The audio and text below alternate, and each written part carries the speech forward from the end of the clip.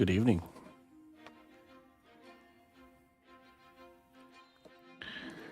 It is time to continue the work on Lae'zel.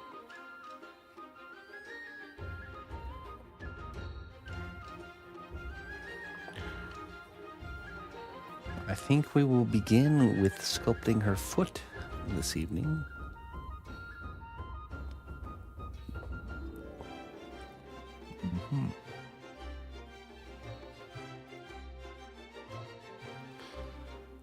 Let me get some reference really quick.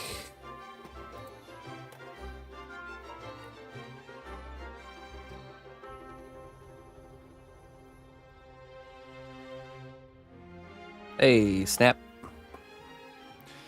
I got your parcel in the mail, by the way.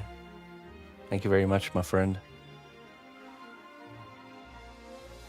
But funny enough, I got it from. I just got home from the store, and my neighbor that lives like way up the street is this gal who has chickens, and I trade farm produce for eggs during the growing season. Anyway, she comes walking down and asks me if the number of my house, and she says, I have a package for you. I'm like, oh, interesting. What's it doing all the way over by you? Apparently it was literally on the sidewalk in front of her house. So I'm guessing the mail person had dropped it there on accident. You know, they're always carrying a bunch of stuff and they go to do their route, and yeah, so it's good to know the neighbors, that's for sure. But it got here safe and sound, so that's why it says awaiting delivery. Yeah. Technically, it's a lost package, but all is well.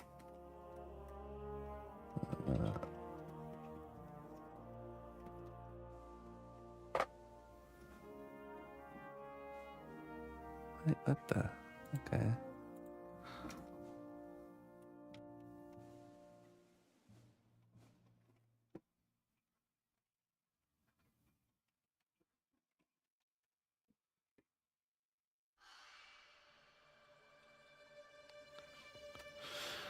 There we go.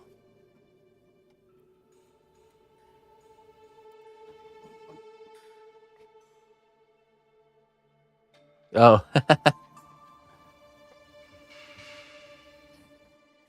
It made it here in an obscure way, but it made it here. Hey, what's up, Gravity? Hello, Clayton. Just waiting for some coffee to brew up here, and I'm gonna get a nice big cup, and then we'll begin. It's been a nice busy Monday. I'm very excited for my evening cup today.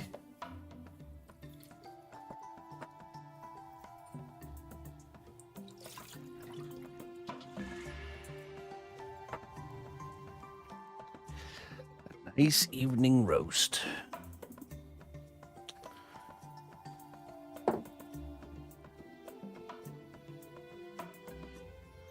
Oh, really, Gravity? That's pretty cool. Seems like I get on the front page on Kick fairly often. It's pretty nice.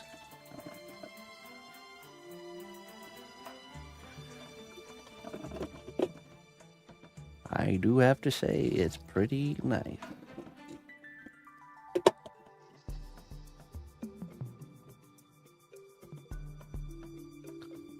Keep walking past this partially painted dragon. It gives me the itch to want to paint it even more.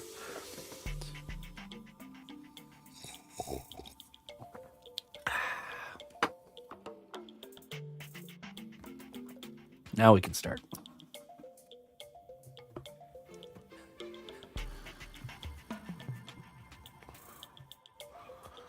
A bit of foos sculpting.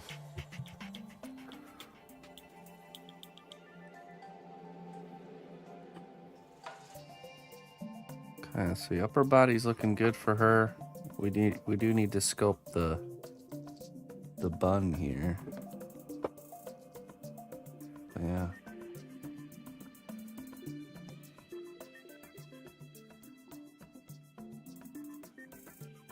Got 1 foot down. Need to do the other one. This one here. Let's measure.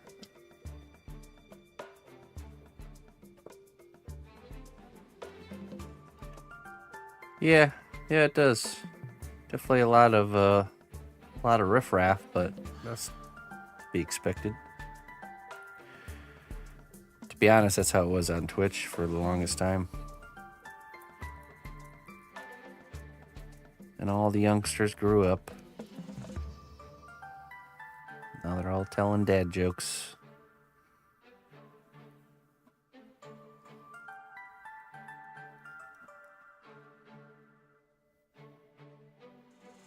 Foot to knee.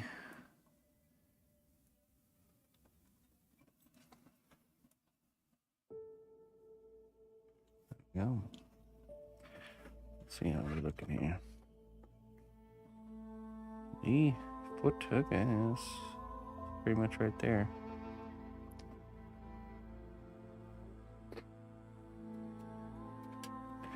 Do we do any sort of no, we didn't. Did do any sort of a frame for the foot. Now she has sandals on, so that, we have to keep that in mind as we're sculpting this foot. Let's begin.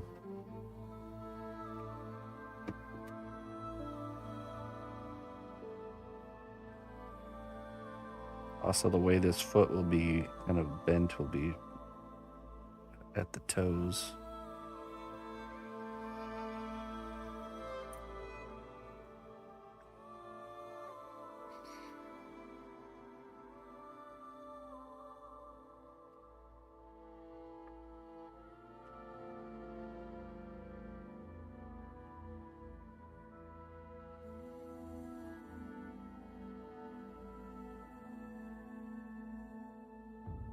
Hey Ryan, how you doing? Welcome. You finally made it. We've been waiting for you. You've been expected.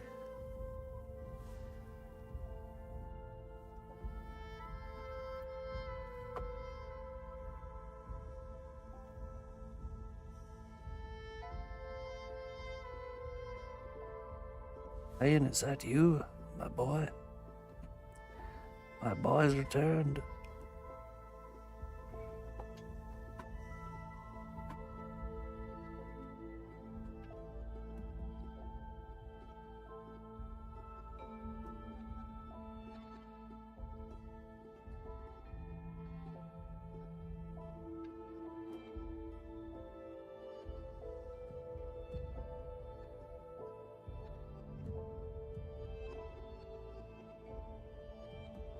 Treadmill. All right. A little bit of YouTube browsing and treadmill action. Very nice.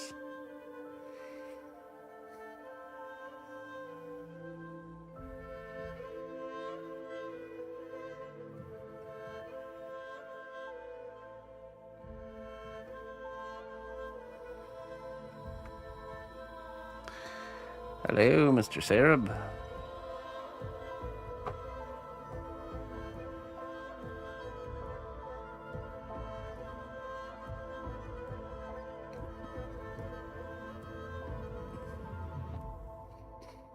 Good, man. All is good.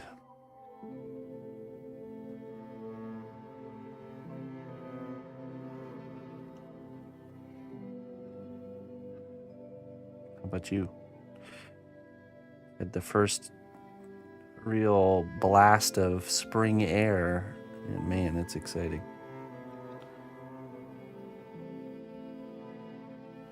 Need some inspiration because I'd like to get to your own sculpting tonight. Yeah, do it, man.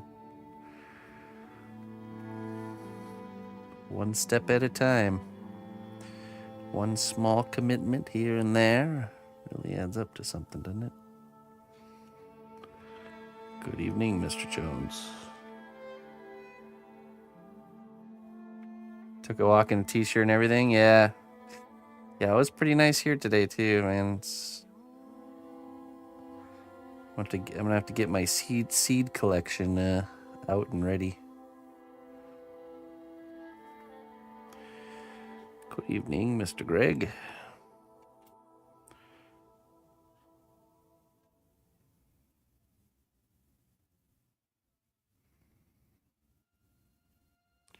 I will say, last gardening season, I did a really good job of seed preservation. You got yours all out and organized? My seed collection has turned into a giant, like 25-gallon tote. So there's gonna be a little bit of work. And of course, half of them are unlabeled, just like in random. I'll show you. I have a few here on my desk that need to be added to the tote.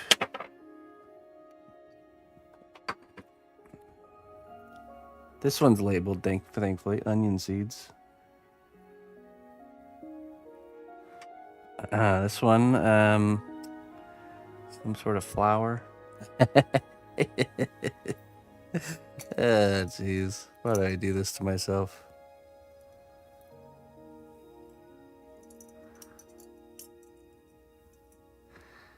That's what I always tell myself. I don't need labels. I'll recognize what they are. I believe this is it chamomile? I think it's chamomile. This one is a type of lettuce. Yeah, this is lettuce.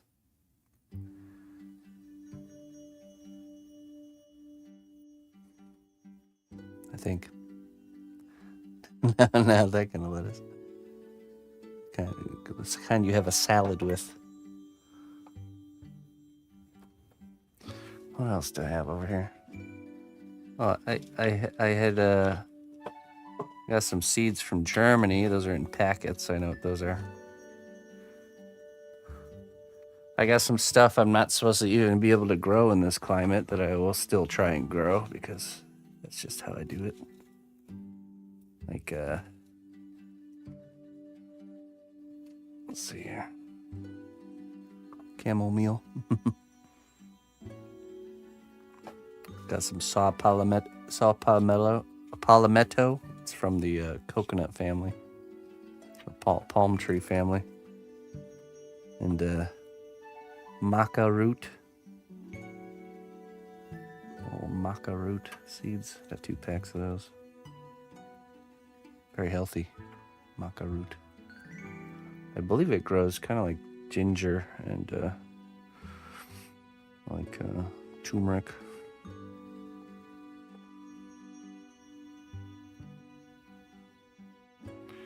All right, let's not get too carried away on garden rants. But yeah, the ground is almost, as soon as that ground thaws, almost right away, you can start planting stuff. Don't let anyone tell you anything different. I will be planting peas, cabbage, lettuce, pretty much anything that's like cooler weather. It can handle a lot more coolness than you think. I had some sage and some whatchamacallit, mullein that didn't die, that actually survived the winter. This is always so impressive to me. I made it through the polar vortex. Like an old grandpa mullein plant. Back in my day, we would just live through the wintertime. We wouldn't even die every year. We just stayed there. You youngsters don't know how to survive.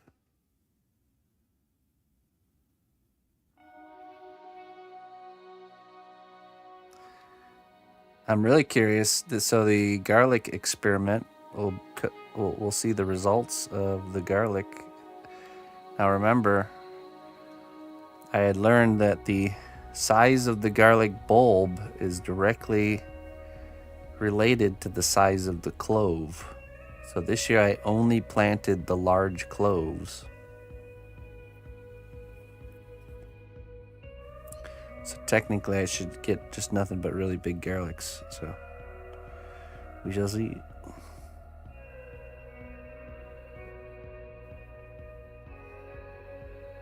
What else? Oh, this will be the second year of the hops growing.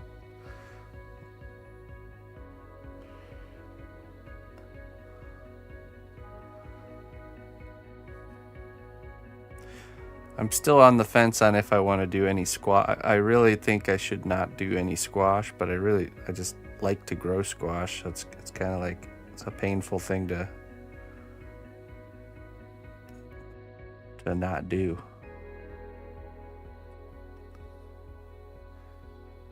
But it's, I don't know.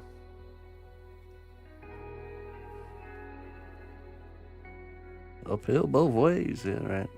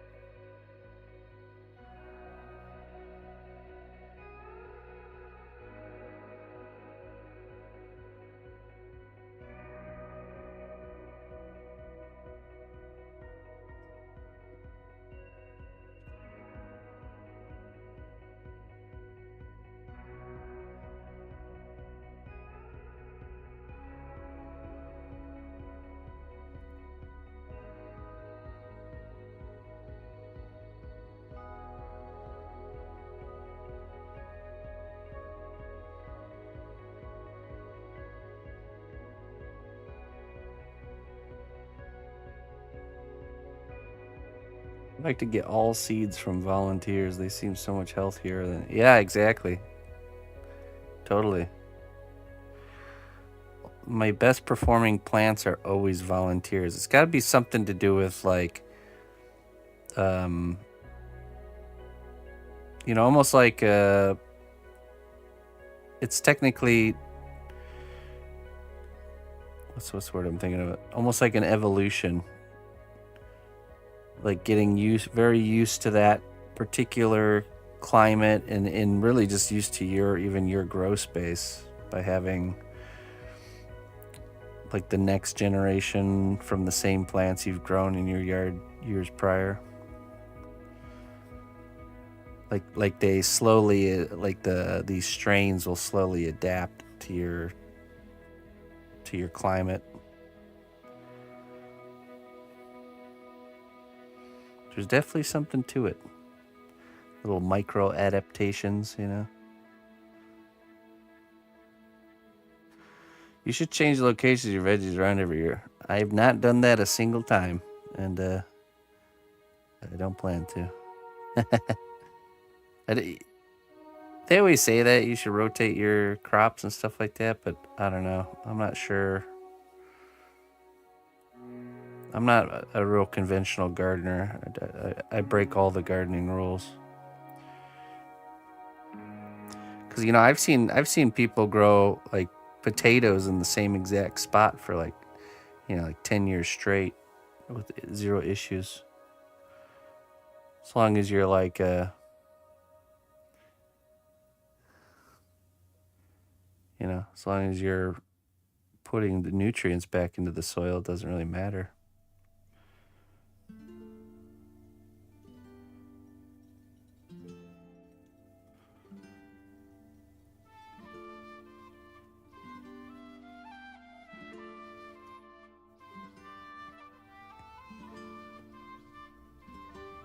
There are things about him you couldn't understand, things you wouldn't understand.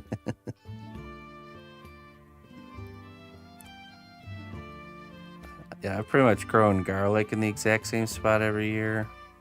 Sunflowers, same spot.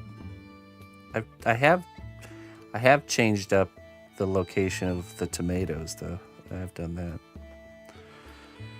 Switching things around and whatnot.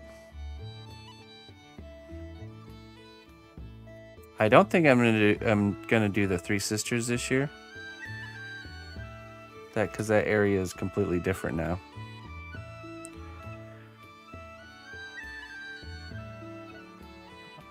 I buried all the stalks and garden waste from last year in like a big mound in that area.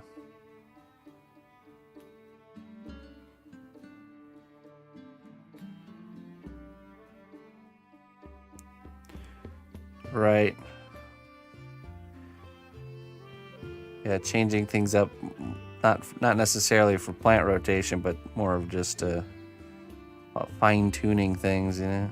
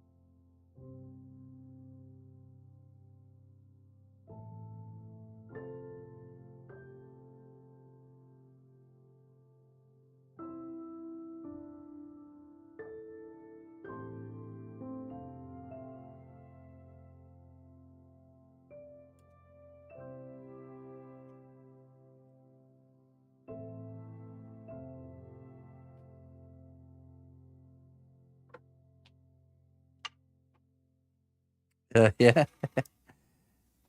Yeah, probably. Man, falling apart over there, old man.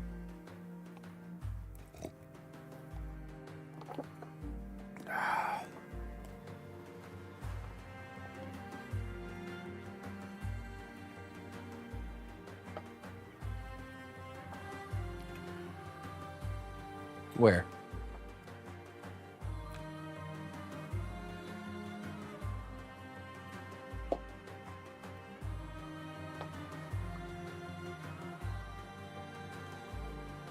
Which Spider-Man meme do you mean? The one with the holding the train? Good old what's his face? Worst Spider-Man that ever was aired on screen. Toby Spider. Or the emo Toby Spider-Man. My back. Oh yeah.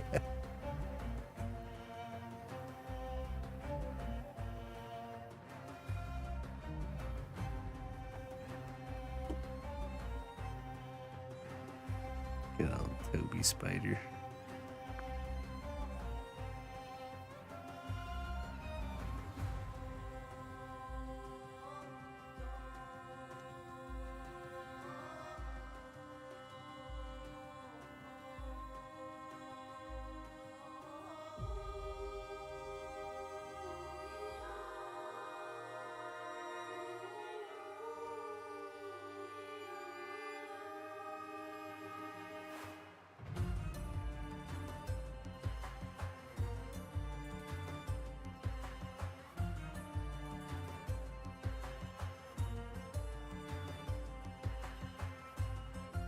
Leave Toby man alone. I wanna see an AI screening of Lord of the Rings.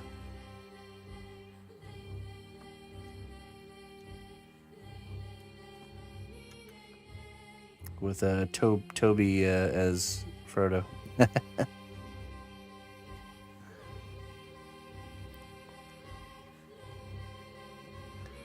would be the perfect merging of my two disdains, two pop culture disdains. Toby Frodo. There'd be so many great memes that would come from that.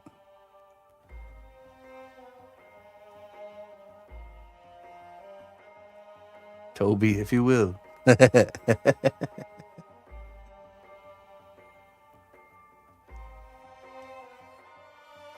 Jul Sanka. Hey, thank you very much. Welcome. Welcome to the stream. Welcome to my workshop.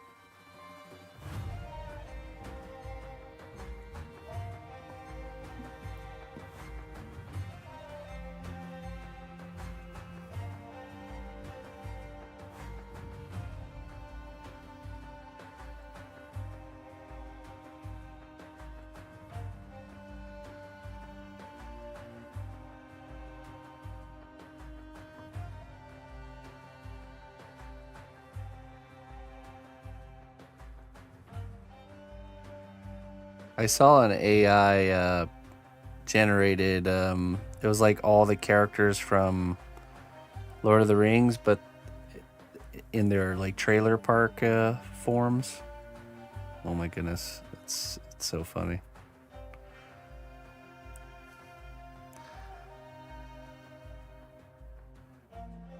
Southern trailer park, Lord of the Rings. Saw the same thing with Harry Potter. Yeah, those are pretty good.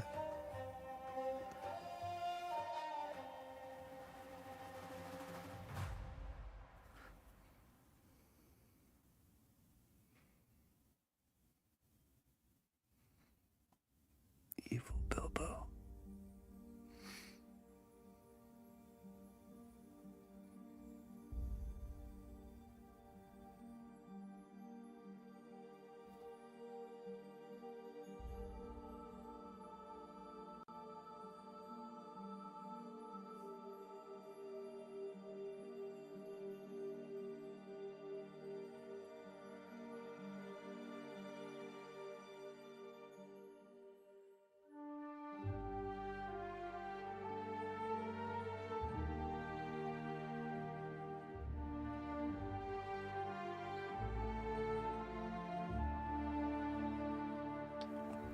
You wouldn't happen to have that old ring of mine, would you, Frodo? I would like to see it just one last time.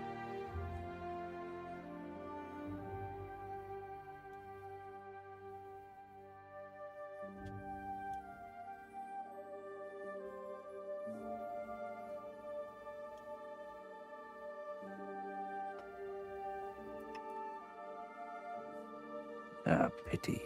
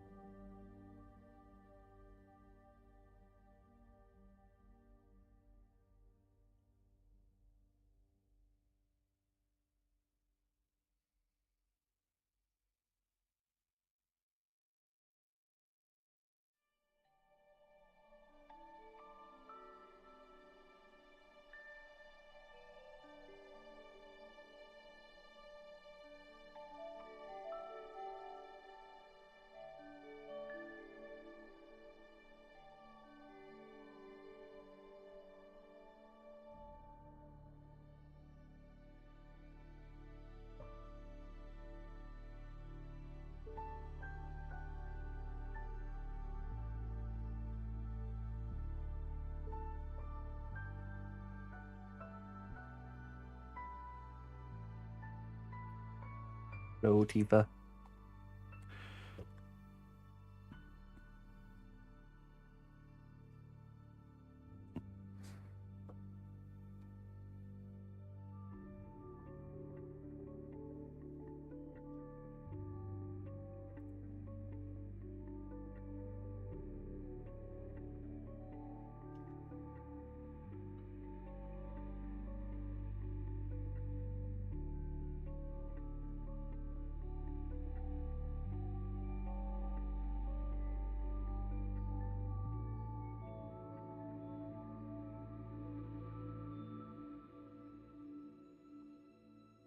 This is a Lae'zel from Baldur's Gate. Working on her other foot. Once we get her feet sculpted, then we can add the sandals and start working on the leg armor.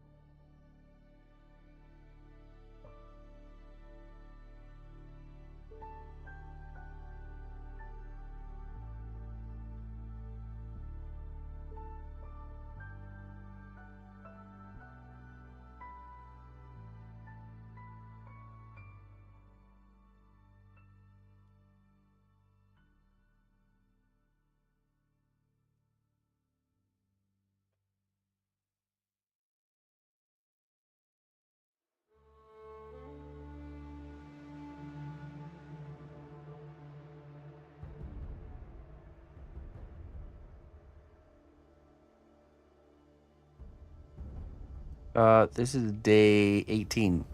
So 18 days.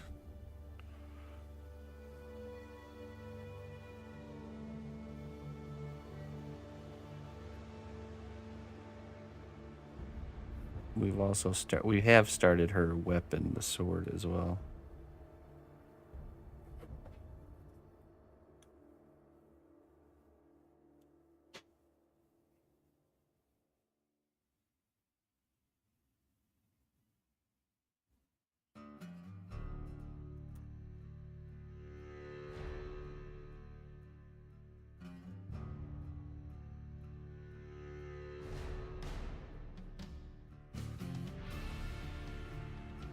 Hey, what's up, She-Wolf?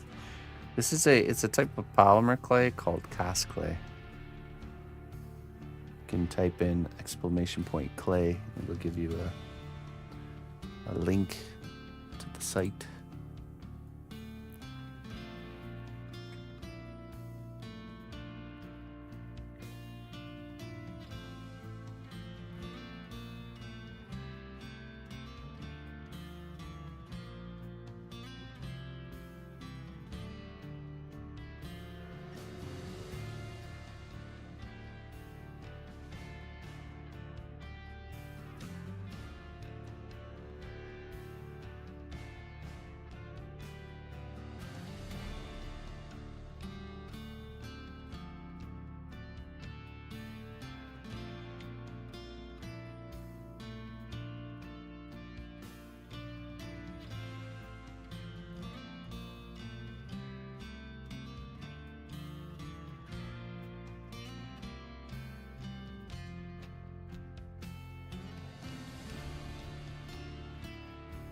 Yeah, this is a type of polymer clay. It cures in the oven just like the other ones do.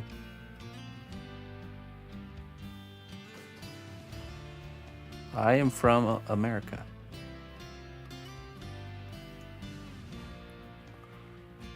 Come from the Midwest. The land of oaks and long goodbyes. And small talk.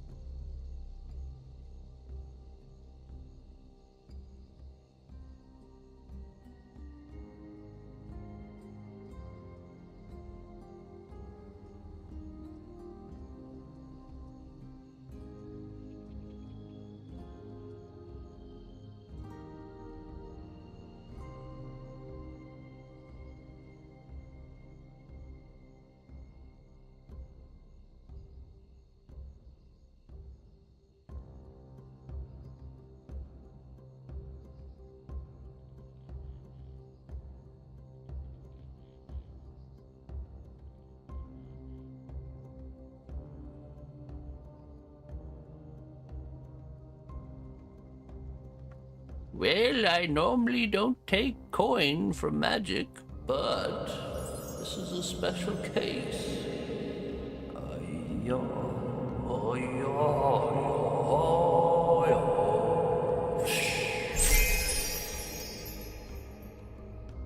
A little dono to help fund the class.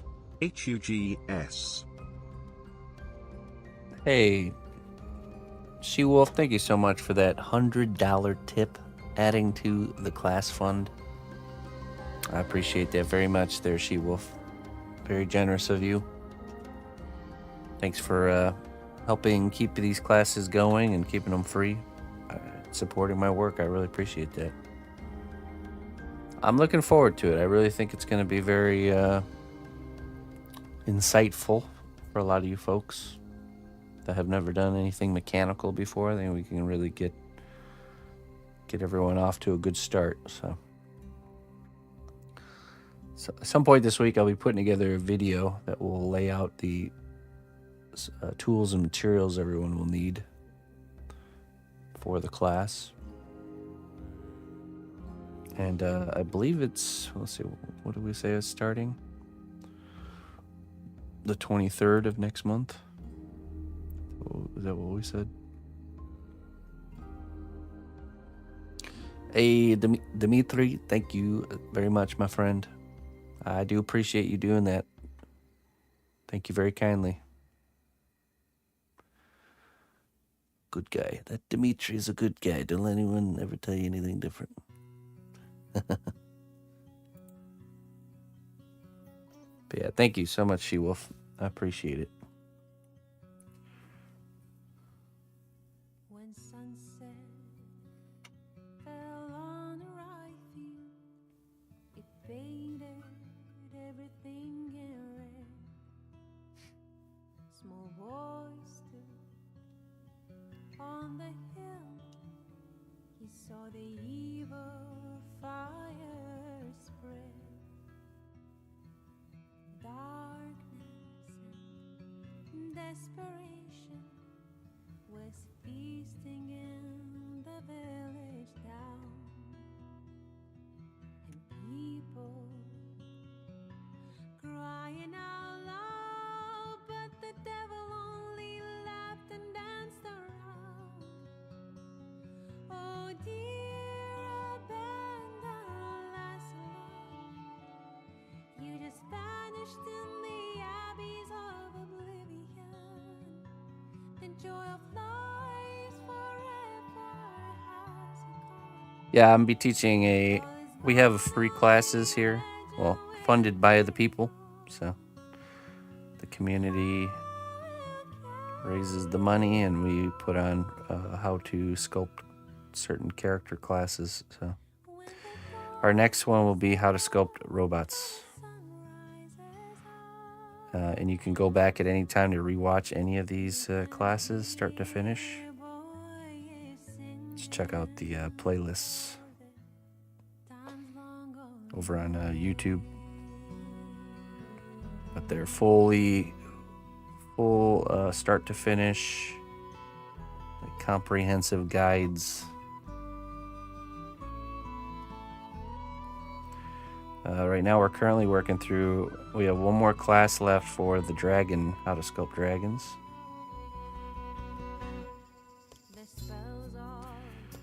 Yeah, you can watch the lives or the videos and just follow along.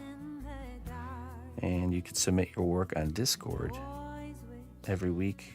During the live, I check all the Discord and give feedback. So.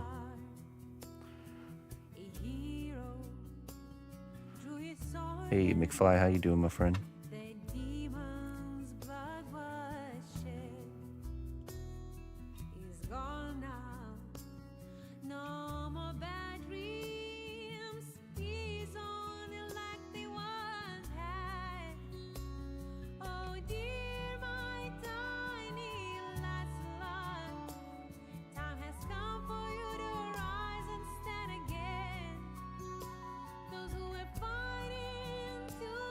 You can, but that's going to be changing. You're going to have to watch them on YouTube.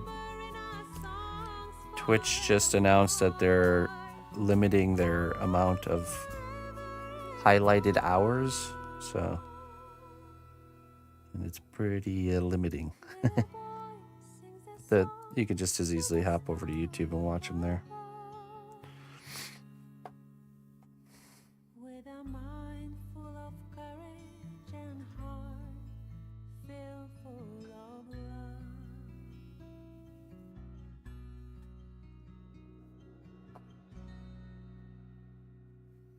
The nightmare is forgotten. Serenity, times are back at last. Or the live is broadcasted everywhere though, so you can watch wherever I'm live. Adventures, ways on their way.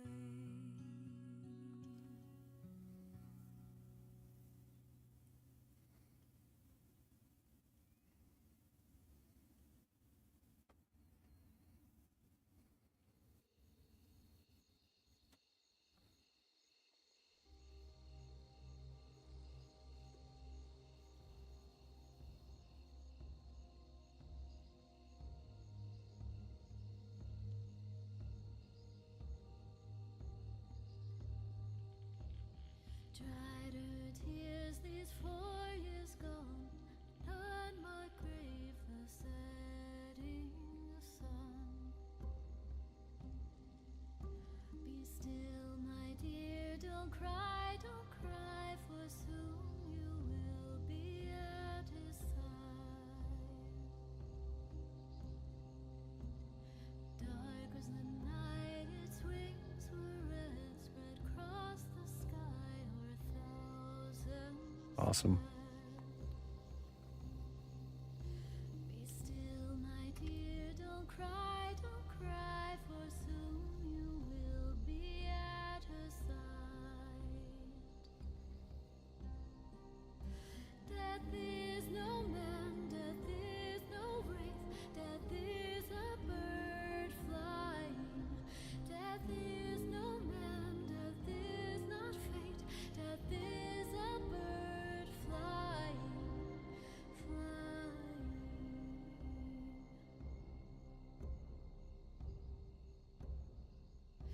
In that one night, 10,000 gone, I walked with them, we sang this song.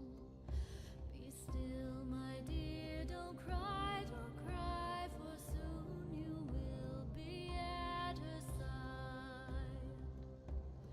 Dark was his face, shrouded in cloth, and in his hand he held a moth.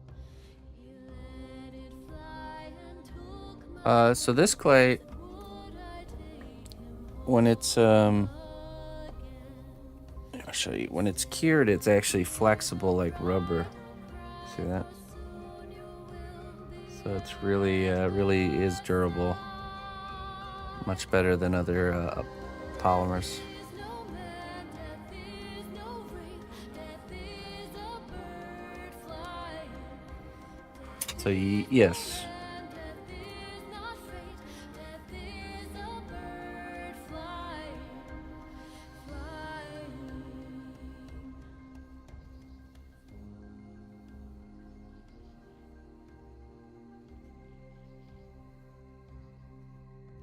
We think of death unholy end, but I will take you home again. In the night you pray, in the night I fly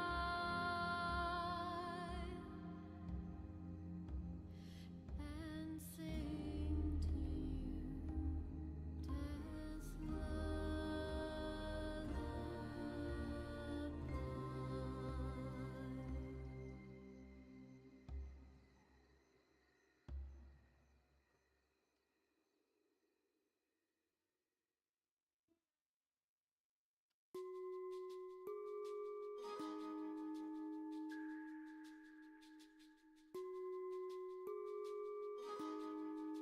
Prostagma.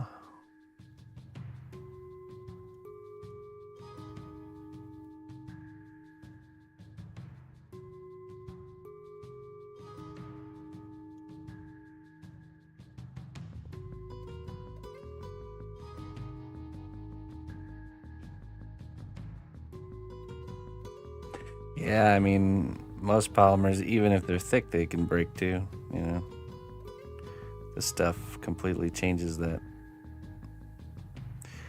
In my opinion, all the other polymer clays are obsolete now. They're it's not even. It's not like a matter of preference. It's literally just obsolete. Do I want to make something that will break, or do I want to make something that will not break? The answer is simple.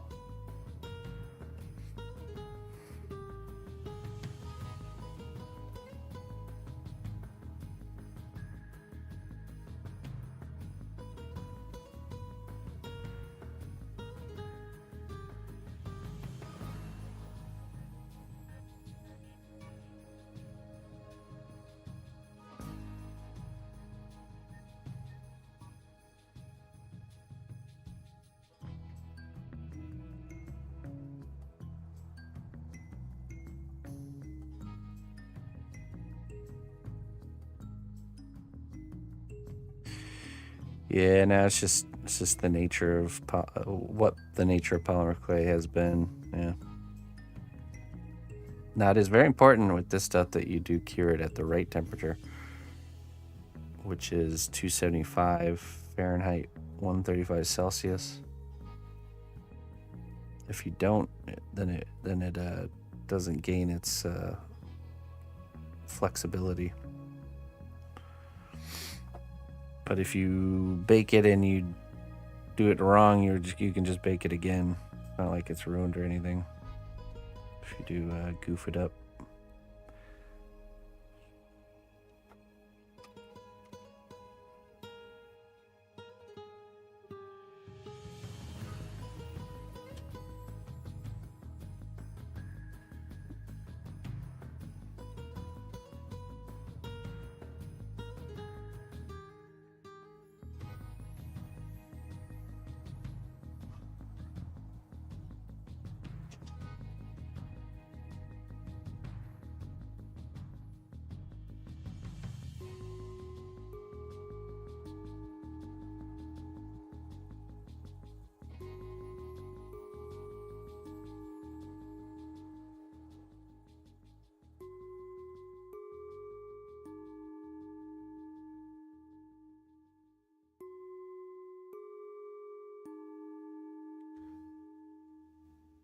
Yeah, no worries. You, you know, everything I make is commissioned, so I'm sure there'll be more Baldur's Gate characters at some point, but I can't tell you when. As of right now, I don't have any others lined up.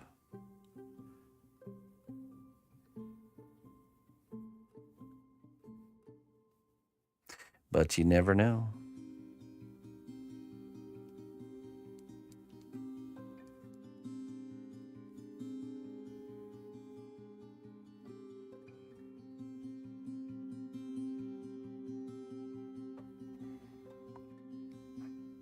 Usually what happens is when I finish a piece, there's a good chance that, people that really like Baldur's Gate will see the finished Lae'zel, and it can inspire people to get other characters made. You'll see that happen. So, I'm gonna put some clay underneath this foot just to support it for the sculpting phase here.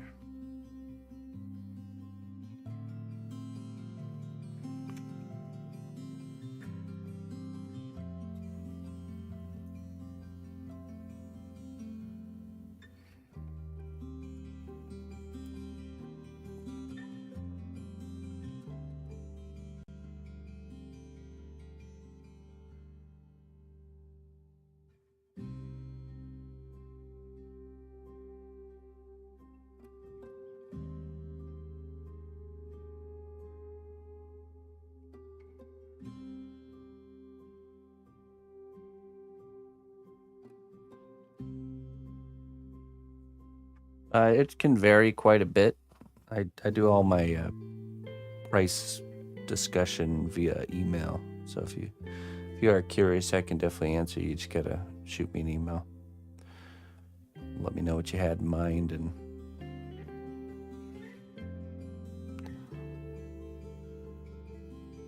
Karlak? Nope. No, the only other I've done a lot of D&D stuff before, but the only Baldur's Gate character I've done other than Lae'zel so far is Astarion.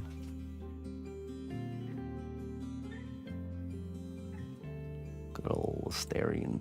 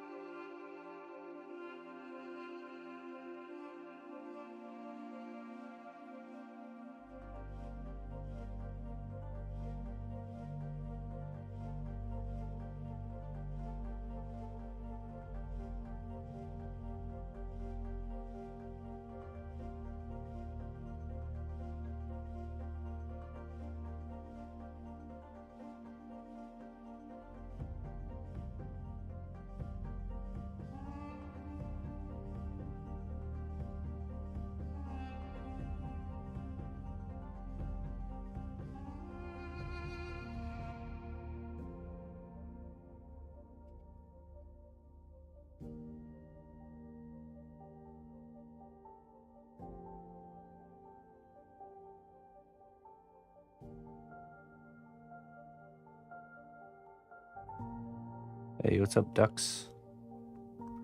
Duxy Doo. How you doing? I've been sculpting now for about 16 years, pretty consistently. And 14 years I've been streaming my sculpting journey. I've been live streaming for 14 years now. So almost my entire career as an artist has been live.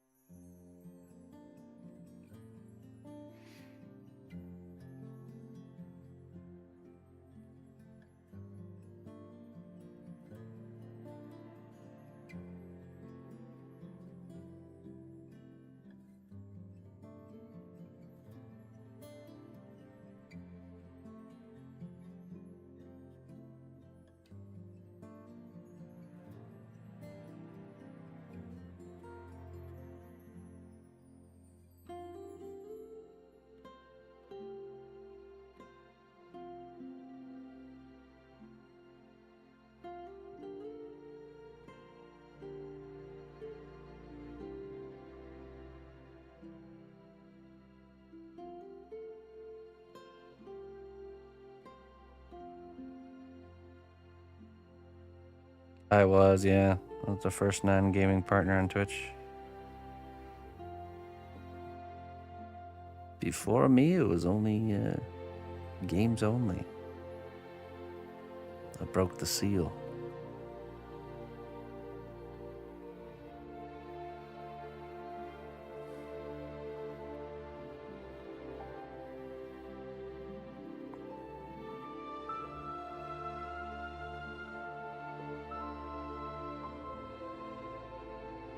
All right. Good luck. Have fun. Thanks for keeping the stream open. I appreciate that. That really helps.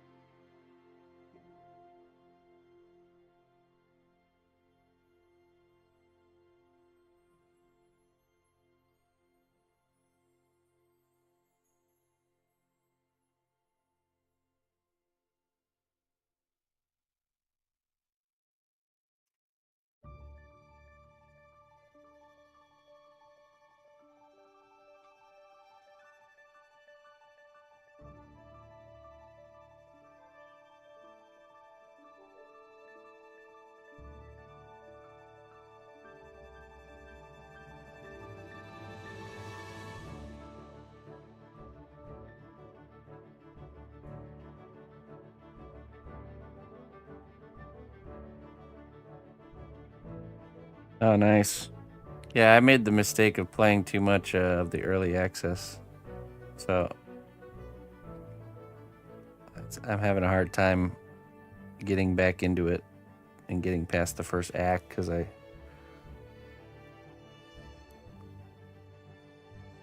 Oh, there you go. Yeah, appreciate it.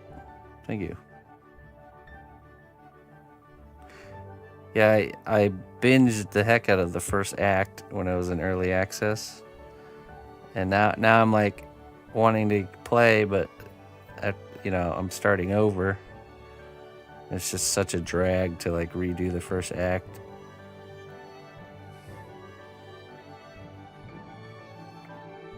And I also don't want to rush through it. I want to be thorough just like it was when I played it before, but it's just pretty rough.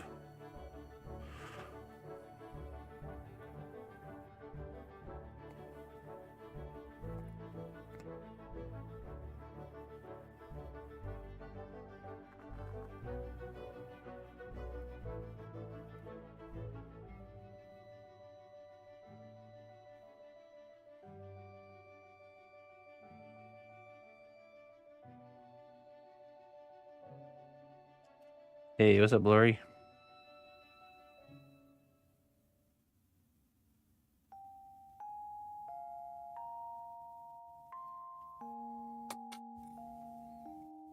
How you doing on this fine evening?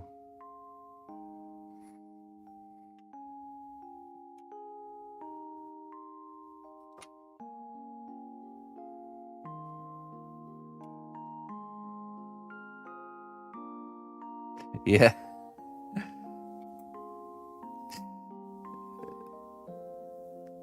Yeah, I think it's the kind of Listen game. closely, traveler, to what I say.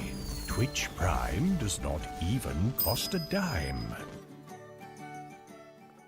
Hey, tossing a sub my way too. I appreciate that. They call me Dog. Well, thank you very much, Dog. Thanks for the Prime sub.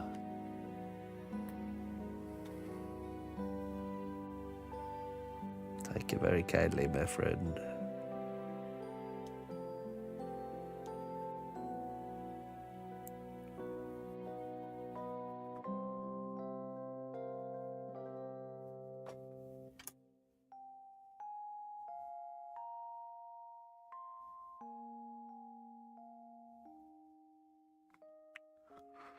I'm not gonna worry too much about the bottom of the foot because she's wearing shoes or sandals. So you can't really see. We can't see that. So don't need to get all anatomical here.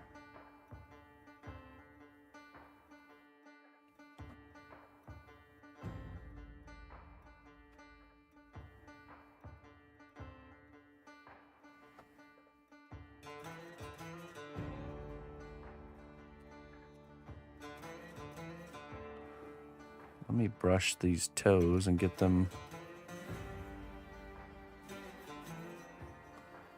clean up the shapes just a smidge.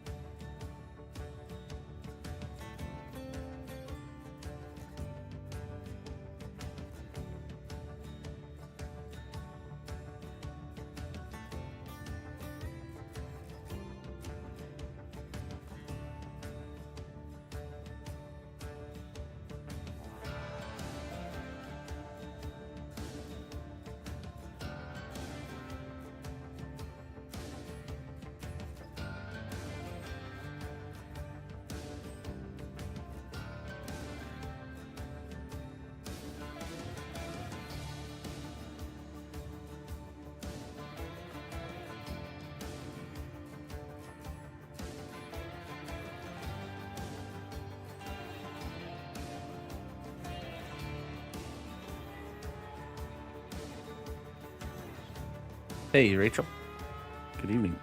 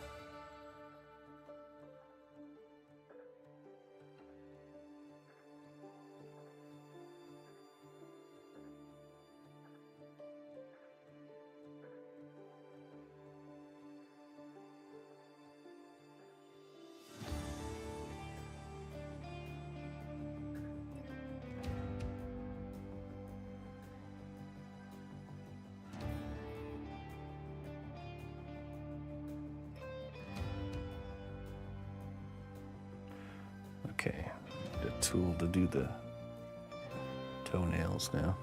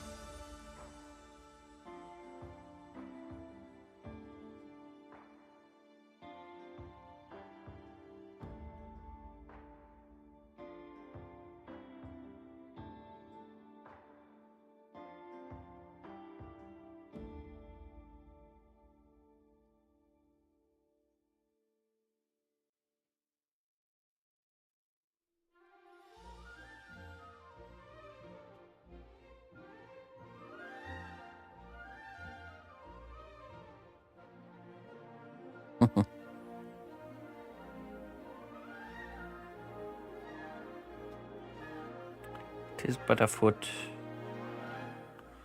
Something's afoot.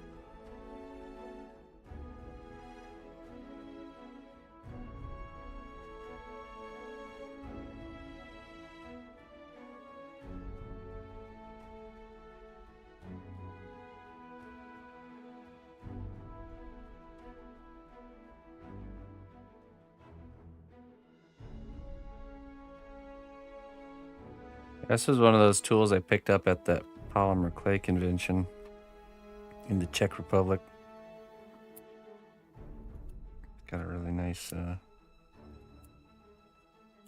point to it.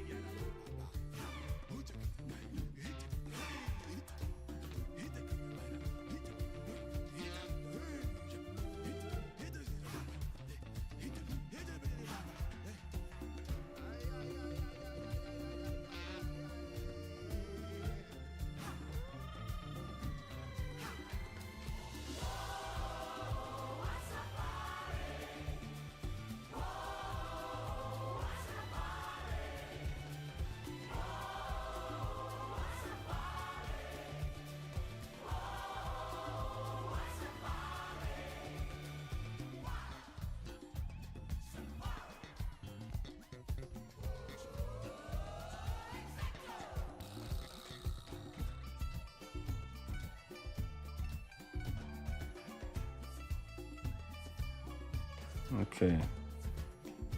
Let's brush at it once more, and then we'll get this. Well, you know what? We're gonna start the sandal on the other foot before we bake it.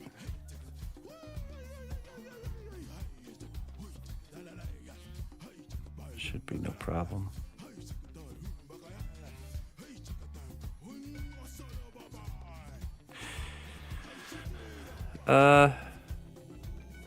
I feel like I always had pretty good music, but we did a lot of this kind of stuff too. Like, but it was like I used like Pandora and stuff. Pretty much, Ina's job became really necessary when they started cracking down on DMCA stuff on stream. Because, you know, we both of us really liked Pandora, but you can't have random songs playing on stream anymore, you know. It has to be stuff that you know what's, you know, you have to know what's playing now. Mostly polka. So I'd say it was a lot more like, you know, movie soundtracks and stuff like that.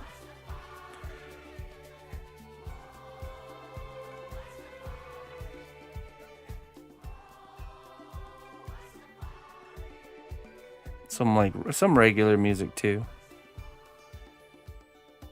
It was like a Empire of the Sun kind of stuff. Usually pretty universal, easy listening to kind of music though. Nothing too crazy. I've always known that it's, you know, it's wise to listen to things that most people can enjoy, you know, and stay away from music that is, but I don't know, I think most of the music I listen to is pretty well-rounded, kind of universally liked type stuff.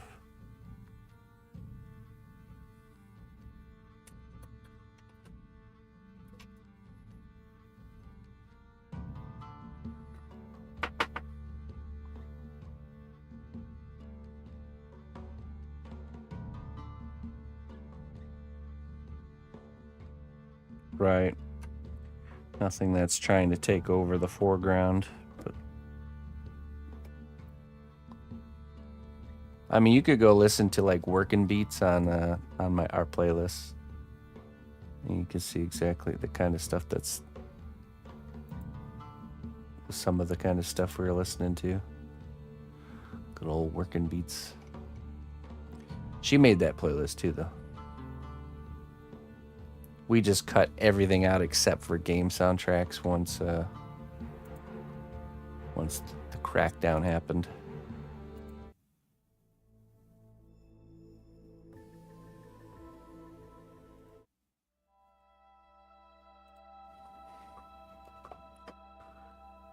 It is time for a refill on my coffee.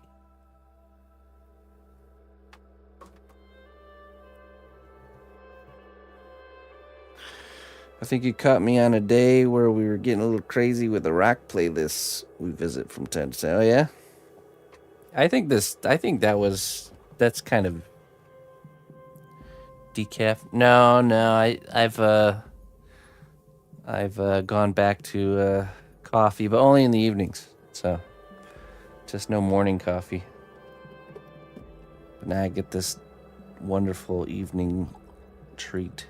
That is the evening coffee, which is probably when I need it anyways, the little pick-me-up. So what I've learned from my coffee fast is you don't really need it in the morning.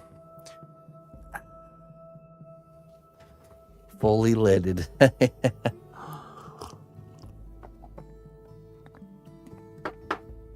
So,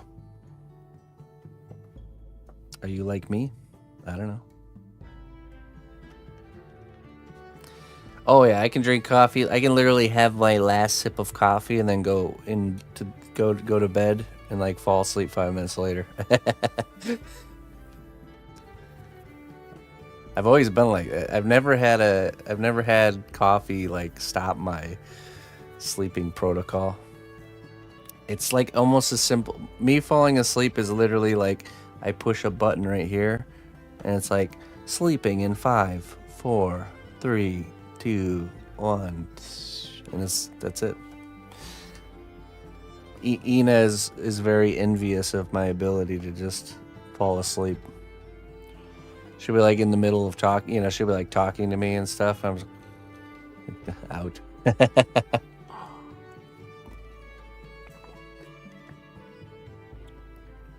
What's up, Maggie?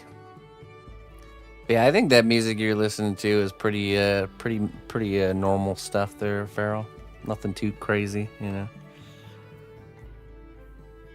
there's like edgy music, like death metal. It's probably not a good, unless that's kind of it's just not a universally liked type of music, and people that listen to it know that too. So it's like maybe I shouldn't listen to, even though I like it, maybe I shouldn't listen to it on stream.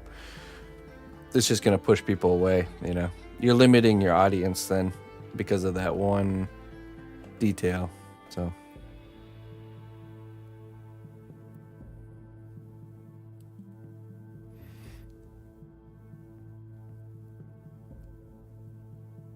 now your wife is glaring at you for your ability to fall asleep quickly.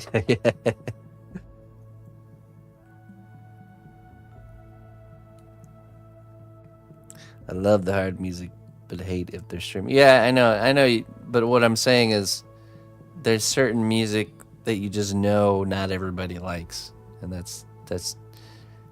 And there's music out there that most people like, or most people can like. It's not it's not off-putting.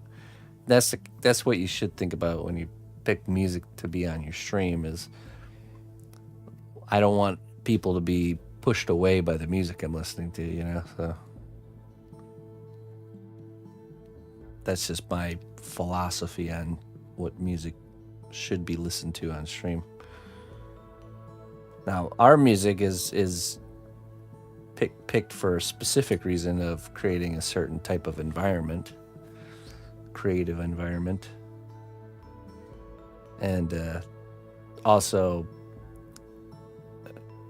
picking it from the gaming universe makes it really safe to use without any sort of issues, you know. So that's just kind of happens to be the perfect combination. So.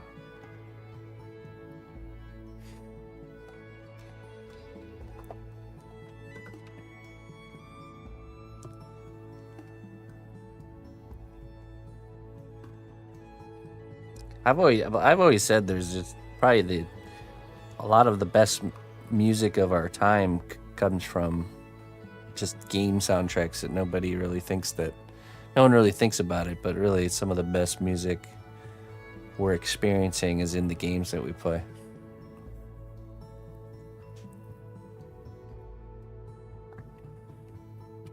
It's definitely not coming from the radio. Personal opinion.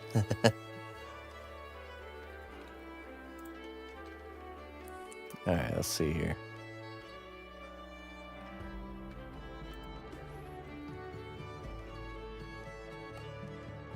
And I mean, let's see, we got this playlist. This is 1,033 songs, 50 hours of music, all from games.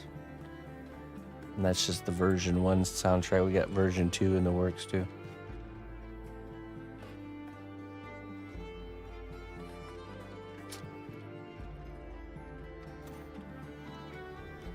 So that means we can listen to this playlist for the whole week and only hear each song one time.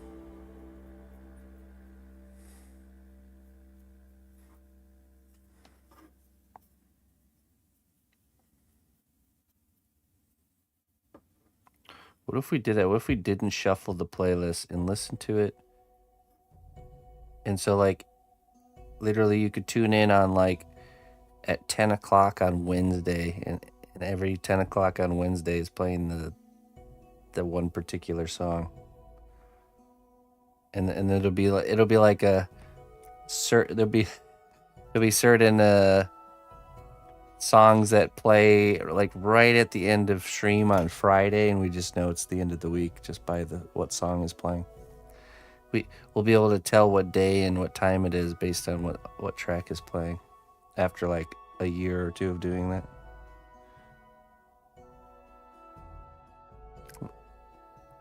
We should do it for the sake of science.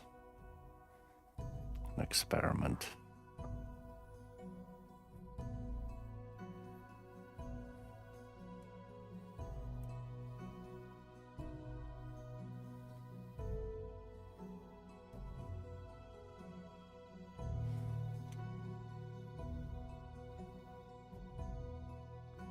Yeah, Ori is a really good soundtrack.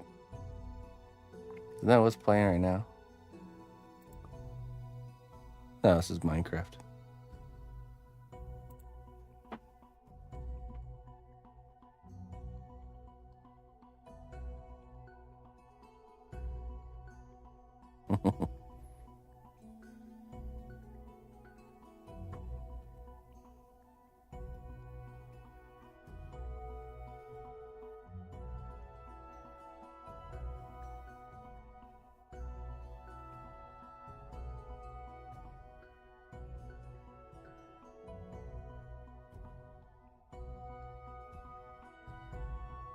Can we zoom in on the toes, please? What, zoom in more?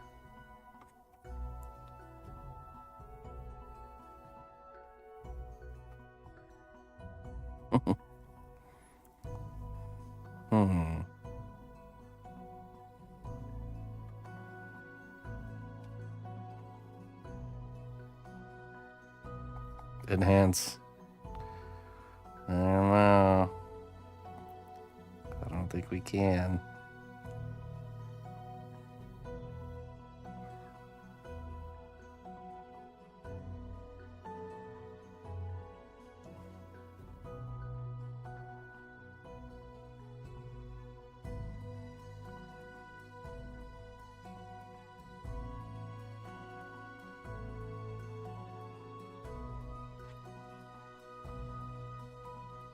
Totally innocent.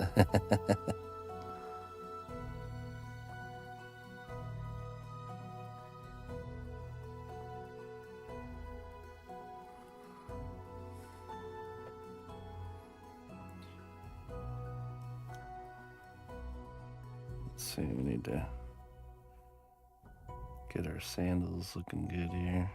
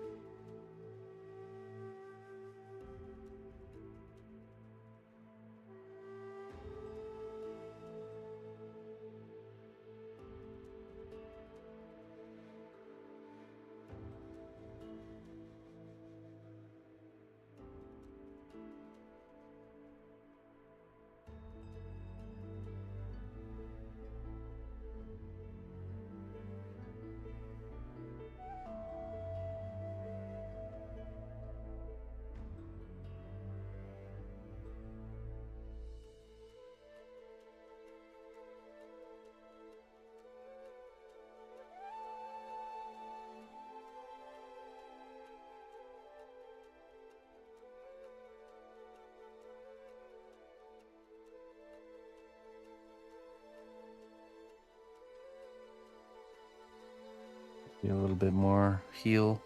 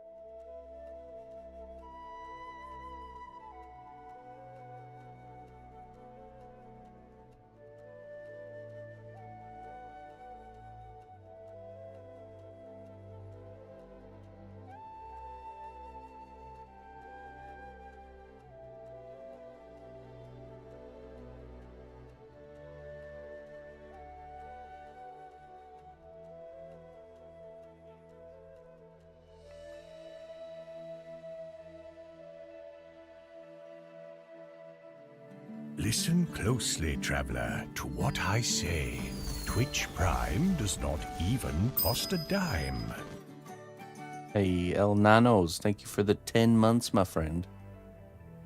I appreciate it.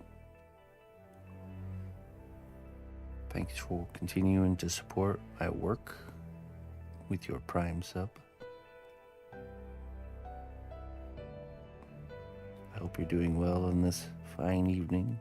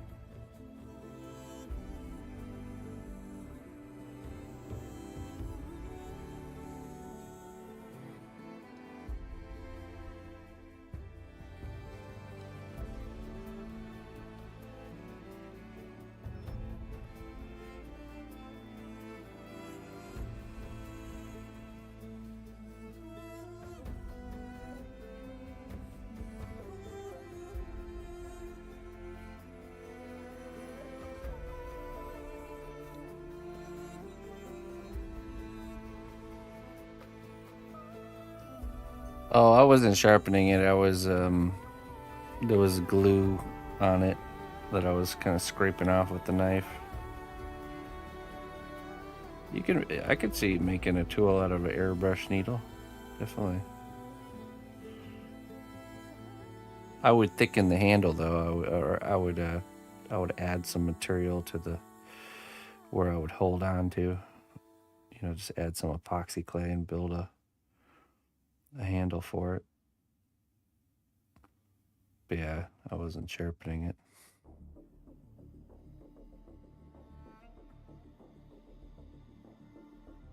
Not a bad idea though with the airbrush needle.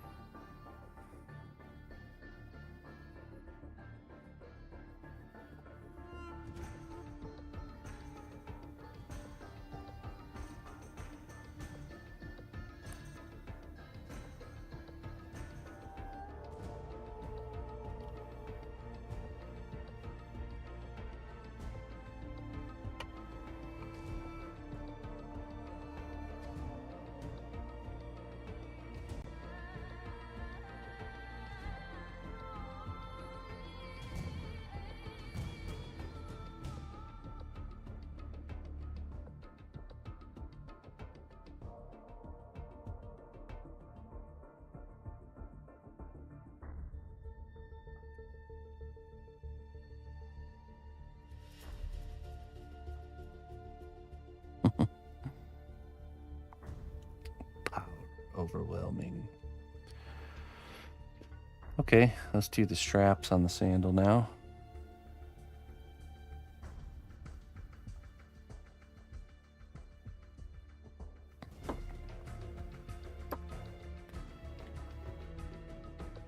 Probably gonna use some extra firm cast clay here. We can get these straps nice and thin.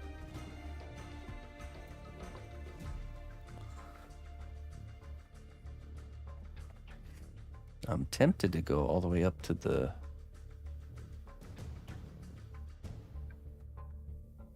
I make hooks and bend the ends of airbrush needles to pull out clay in very detailed areas. Oh, nice. To kind of like remove those little clay bits, kind of like fishing.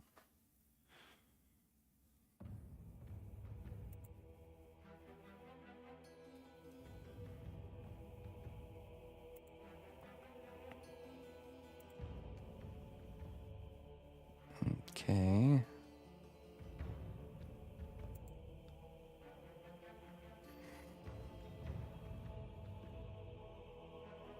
So the shin guards are kind of like it's like a leather armor encased with a metal armor. So I think we'll try and sculpt all the leather portion, and then we'll bake it, and then we'll be able to just kind of sculpt the metal part right on top. That should work. So let's see, let's go to like a 4 or a 5. Get this really thin.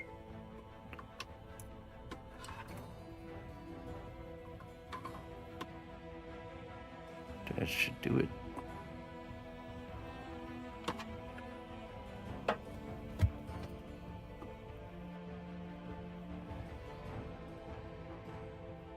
Cut ourselves a nice strip.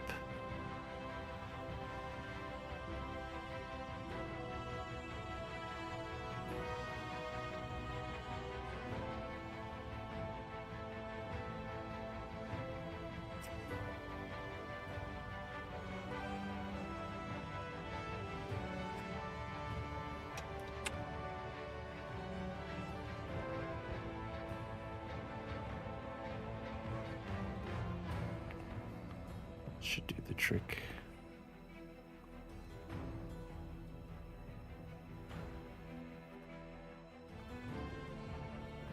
Let's put some clay glue down here.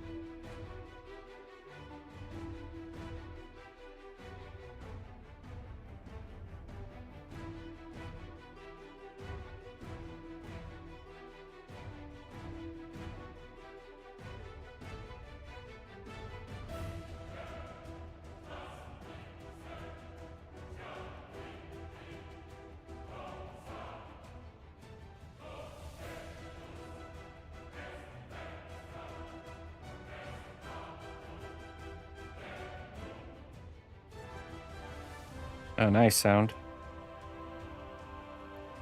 Whereabouts are you located? What country?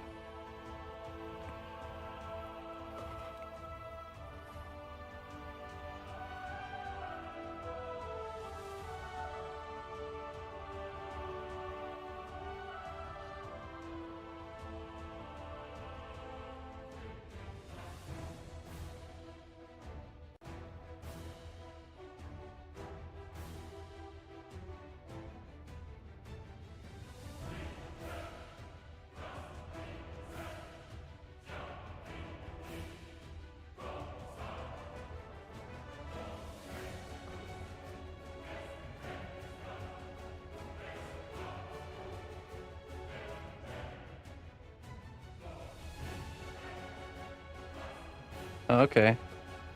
Yeah, if you you can always order from Cosplay directly if you're from the U.S. Just go to cosplay.com. They're never out of clay there. Plus, you can get all the other stuff that you probably can't find on Amazon, like their liquid mediums and stuff.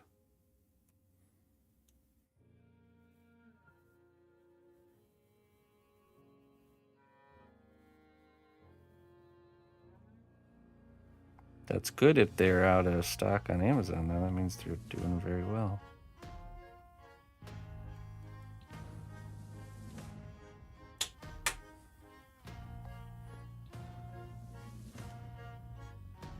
Yeah, the Cosplay boys are located in, was it Oklahoma? Somewhere like that? Oklahoma. Or Ohio? Is it Ohio? One of those.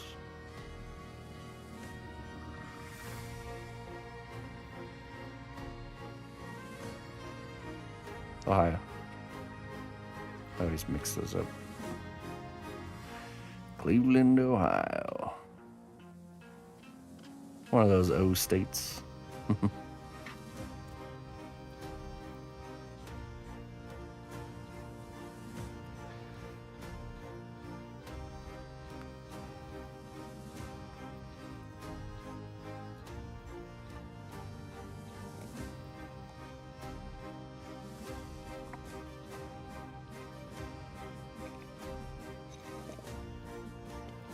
Forgot I can't use heat to smooth / detexture. Nope. You can use alcohol though with a brush to smooth. Did you accidentally cure something, did you? This clay isn't really melting down here. I wonder what's going on. Let me grab some of this. Let's make some more flat material.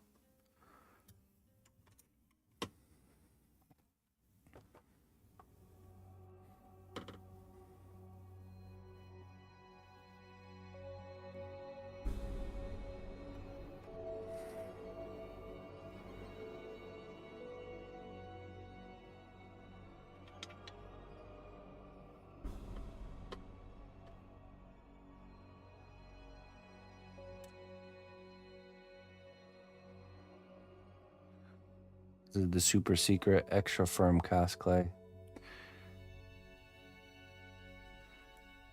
It's very, very brittle until you get it conditioned. But once it's conditioned, it's a really nice, extra firm clay.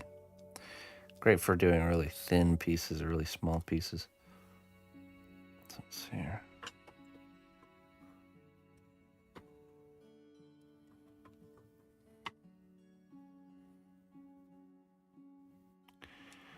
You had to be a part of the Kickstarter to get some of this special batch here. The strength of the cnotbusch kingdom lies not in our walls, but in our people. March to war. Hello there, Mr. Summit. Summit Forgery, thank you for the raid.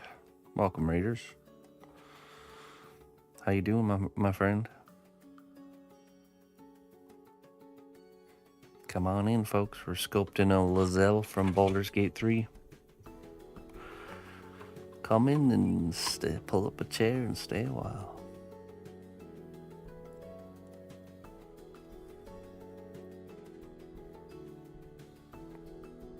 What were you up to there, Summit? What you been doing?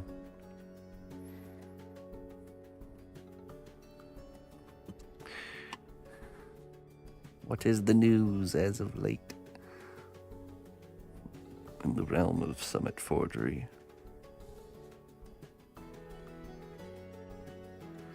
What news from the realm?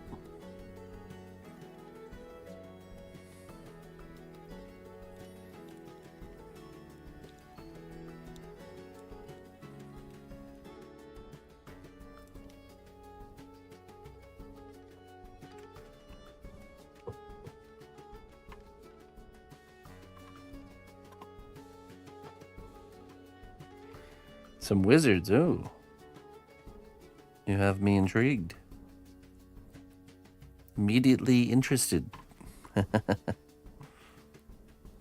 Doing good, man. Just finished up a round of sponsored works and we're getting back to work on our normal lineup. Feels good. Today's the first day kind of back at it.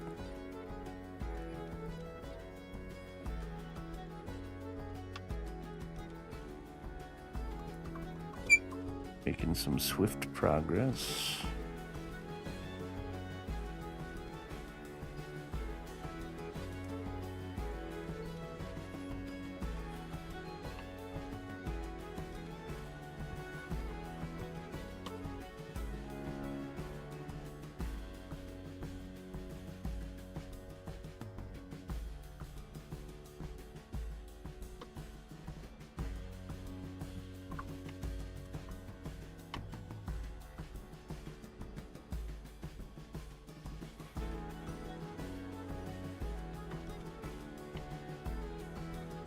I tell random people on the street that you're the best channel on Twitch. Oh yeah?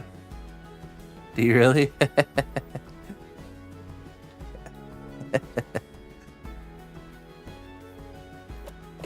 Like, psst, hey, come here.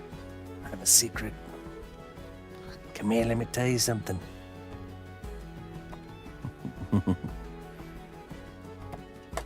you want to see the best channel on Twitch, go to cnotbusch's channel. You won't regret it. And then you like fade away into the darkness. Well,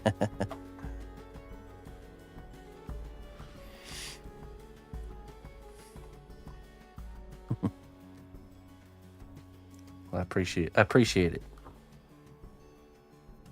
Word on the street, spreading the word on the street.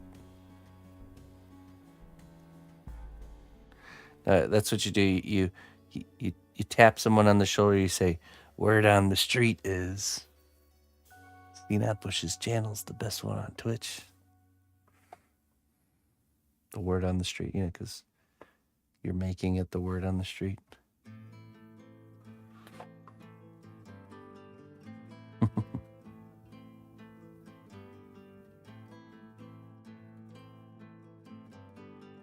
What did he say?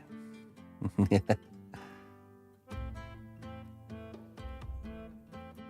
I think he said something about your wife. You should go beat him up.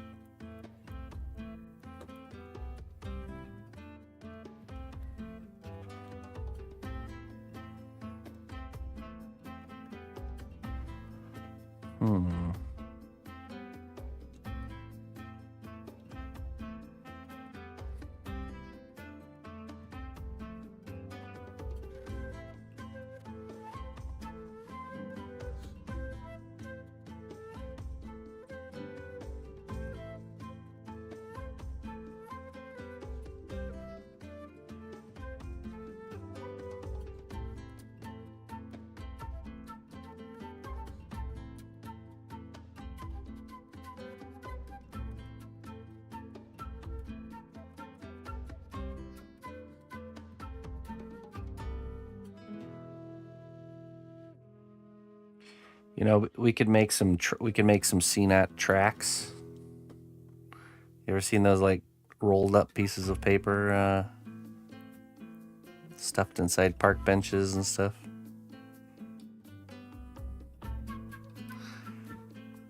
Could do something like that.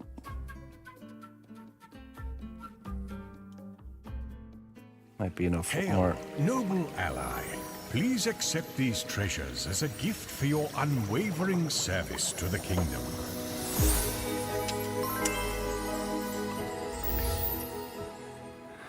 Little bottles with notes in them. I wonder where we could get a source of interesting looking cnotbusch themed little bottles with notes in them. I don't know. Meowster, Dragon Tears or Eclipse Potion? Please choose.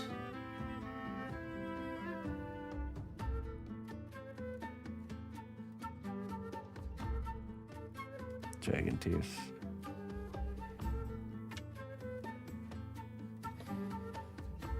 How do you keep your sculptures free of tiny flecks of dirt and lint? I've just never really had that problem. I'm not sure. I have a suspicion it has something to do with the glass top of my desk.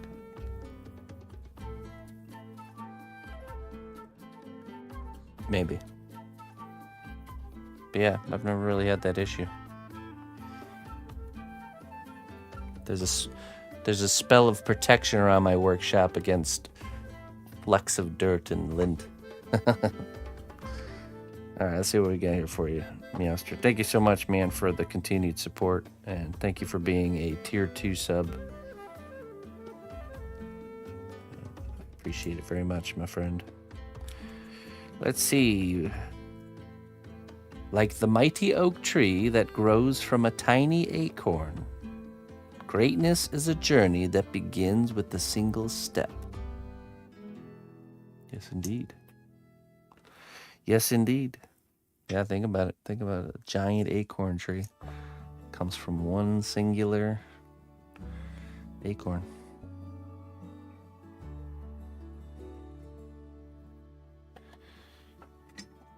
Yeah, what type of surface are you working on? I've always suspected that something about the glass top really helps mitigate dust accumulation, and I couldn't explain how, but I just really haven't had that issue. Even having, like, you know, dogs and stuff. Should I not work on the carpet? Oh, that's another thing too. Yeah, you're right. So the workshop, I also don't have carpet in here. I have like shop rugs, but it's all, you know, it's all like linoleum flooring, and yeah. And really, there's no carpeting in our whole house, so other than like normal floor rugs. I wonder if it has something to do with it.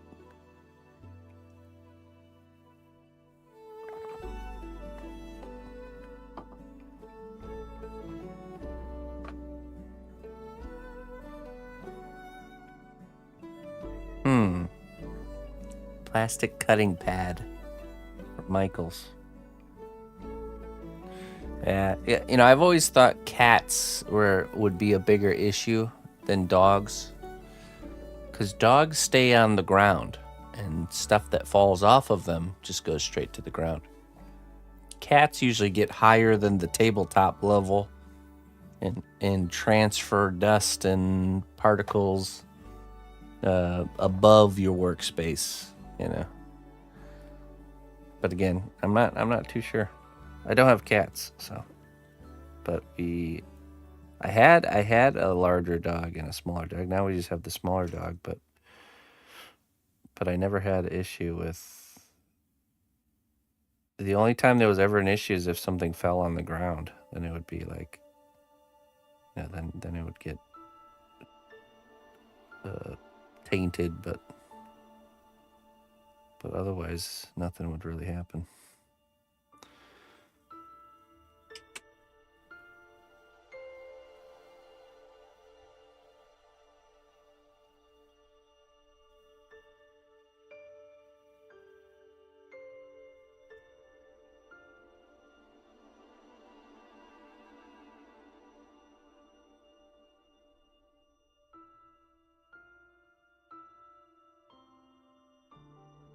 But I mean, technically, it shouldn't really matter unless you're working in colored clay.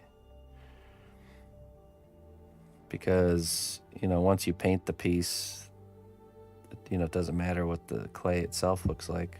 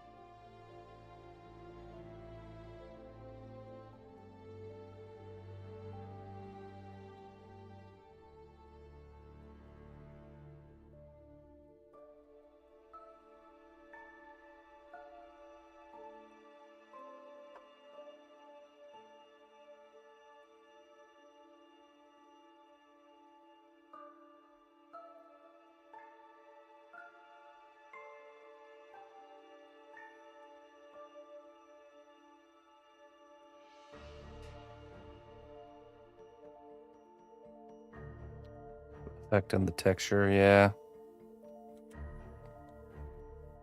I mean, as long as you're brushing down yeah, I don't think that would be an issue. I mean, I guess it can, of course. If something obstructs your tool while you're trying to texture an area.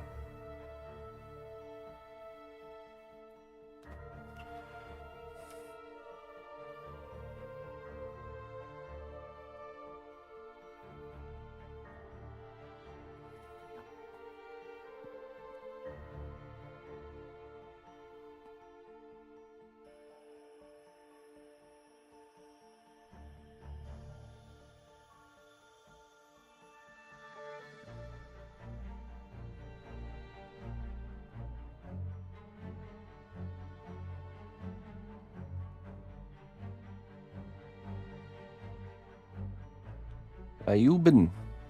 I'm doing great. And Emma is too. We're all doing good over here, my friend. How you doing?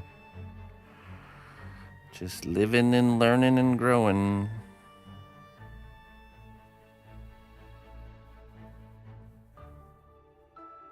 One day at a time.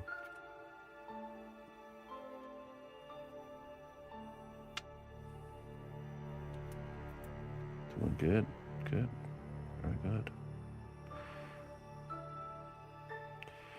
That's what I like to hear.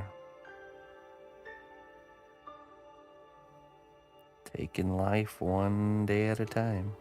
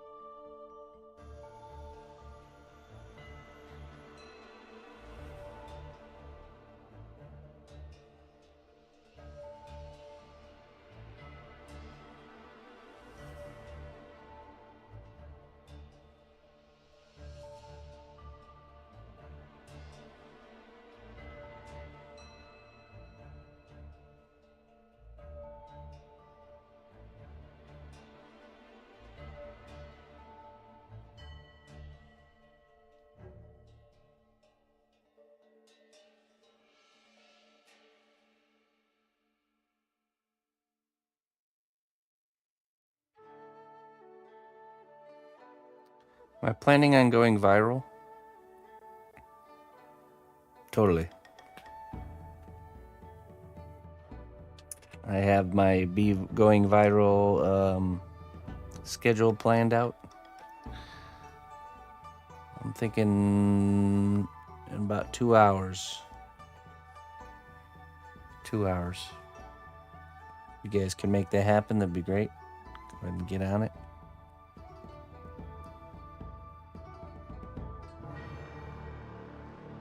Your tools. That would be a good culprit. Weird for you to go viral on a Monday, isn't it? Funny enough, it's actually Monday. Like Monday is actually a good day for social media. It's the end of the week that's not as good. I think it's because people are more distracted with weekend and not being glued to their phones and stuff. But yeah, Monday is actually a really good day to go viral.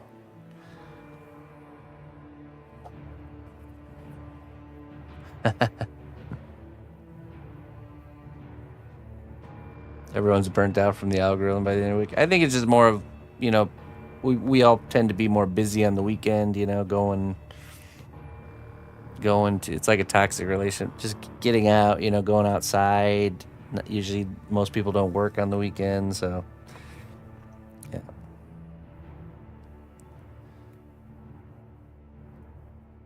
Yeah, it makes sense to me. But yeah, Monday is a good day.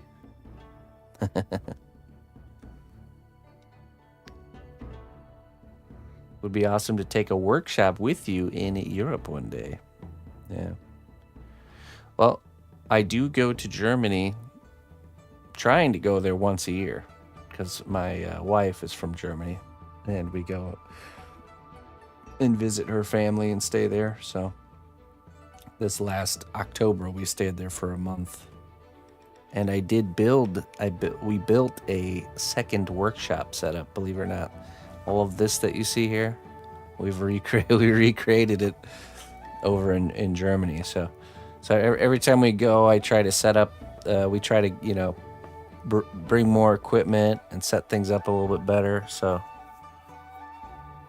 that way I don't have to miss streaming. Although this last trip I didn't stream as much as I did the first time, but we've figured out a game plan on how to make sure that doesn't happen again. So ultimately what happens is we're dealing with time difference. So there's a 7-hour time difference, and it's easier for me to stream in the mornings. The problem is the mornings in Germany is it's like 4 a.m. US time. So even though I can stream every day, it's just a completely different time group. So, but I guess it's better than nothing.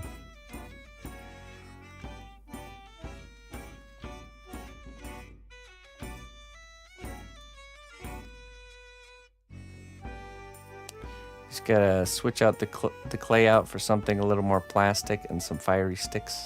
Oh yeah. No, all I have to do, this is all we have to do, okay? We make a really epic sculpture, and then in the end, I take a big knife and I go to it and I cut it into it and then reveal that it's cake. We just need to fake that. And yeah. Instant viral. It's cake the whole time. All of it's cake. I'm just gonna take a cake, fake cake. Yeah, I'm gonna take real cake, and we're just gonna put like cos clay on there, or we're gonna put Chavant clay on there, and then sculpt it into something really cool, and then cut into it and reveal that it's cake, but really it's like totally inedible, and no one would know. Chavant looks just like chocolate. Or monster clay. Let me sculpt this here chocolate cake. You can't taste through the camera.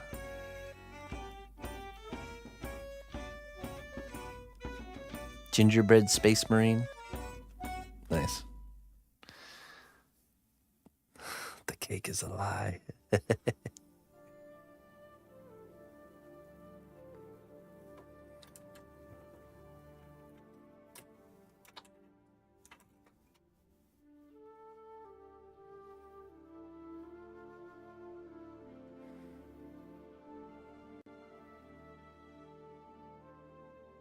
Not monster clay. Yeah, Yeah, we have to do it that way.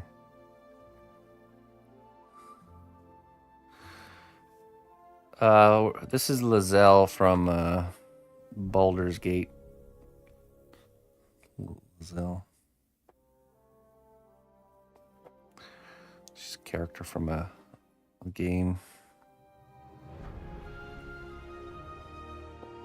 We're working on her. We just sculpted this foot, and then now we're making this kind of shoe here, and then I'll probably bake it after that. We'll lock it in.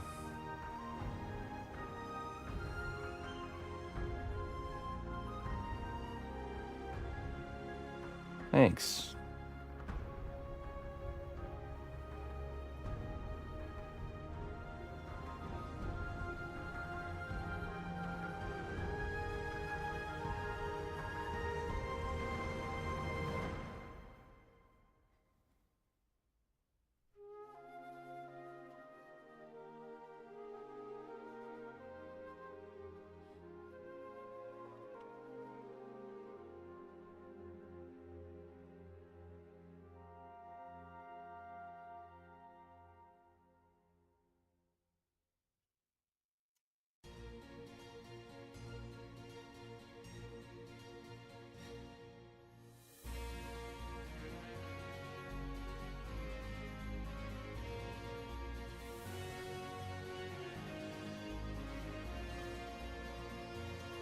You would love to try cosplay? Do it. You ever played with air dry clay? Not really. I've been wanting to just mess around with some just to, you know, every material has a place. But yeah, I don't know. Just haven't really.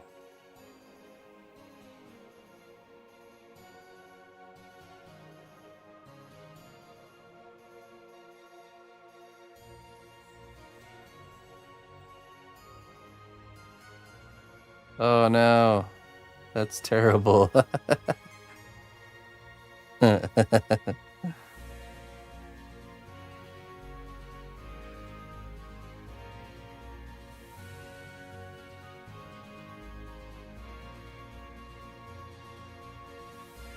What a tragedy. Molten clay everywhere.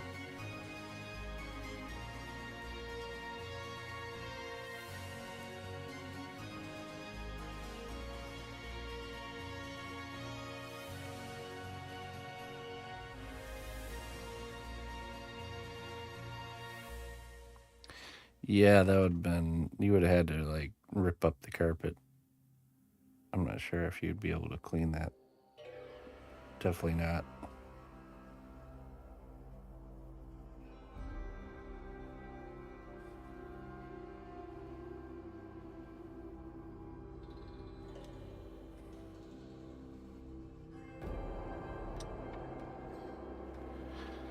Das clay is cheap and forgiving. Yeah, you know, how much is a package of Das?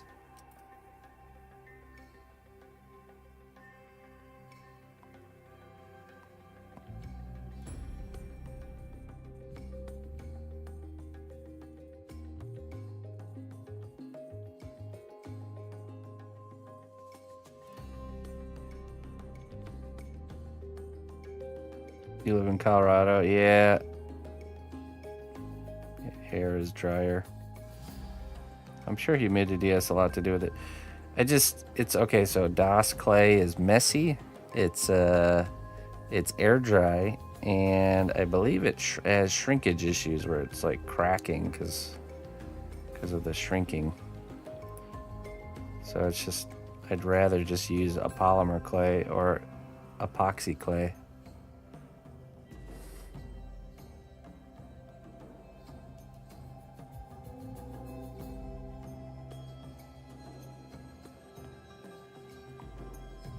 £2. I mean, that's pretty cheap.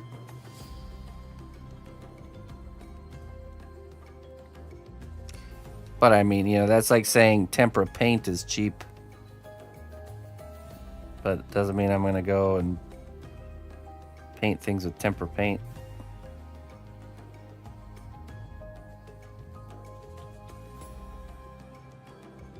You totally get what you pay for.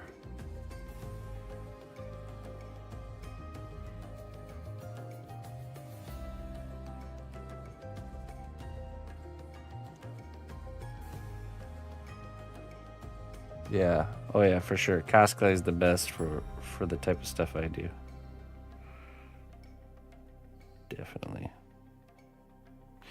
I could see though, I could see like using DOS for let's say I was making a really big kind of like big scene that I needed to fill a lot of volume and I wanted it to be sculptable.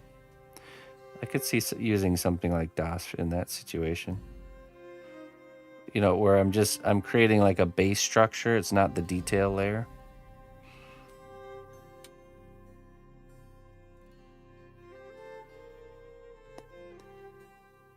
Lacking of supply of cosplay in the UK, unfortunately. Yeah. That should hopefully only be a temporary issue. Someday it'll get to the point where it's just widely available everywhere.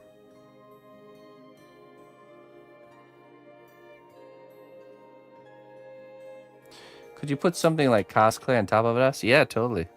Yeah. Yeah, so you could use DOS to like build out a volume and then put a layer of cosplay on top and sculpt.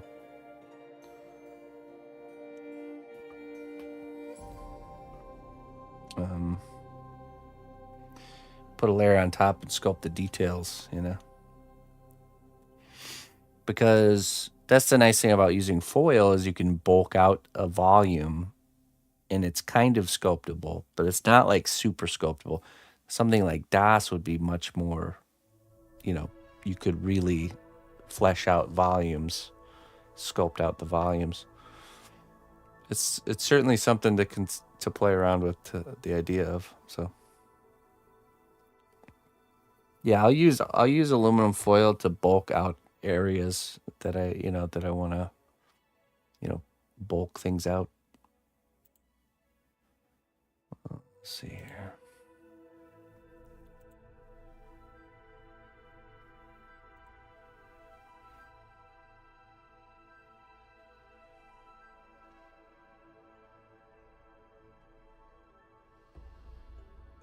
$44. Yeah. Gotta be careful, resellers. Some resellers out there really trying to take advantage.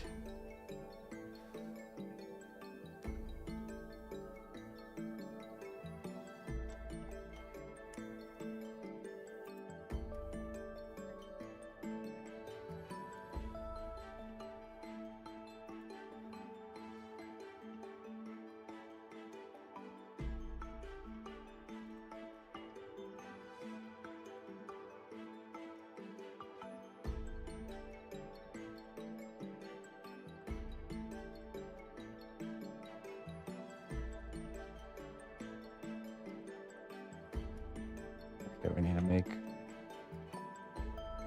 to make another belt here.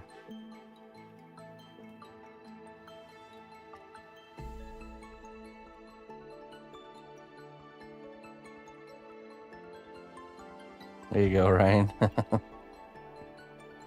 Some of the best tools are repurposed items. For example, I wish I could unread that. What is done is done. It is forever a part of you.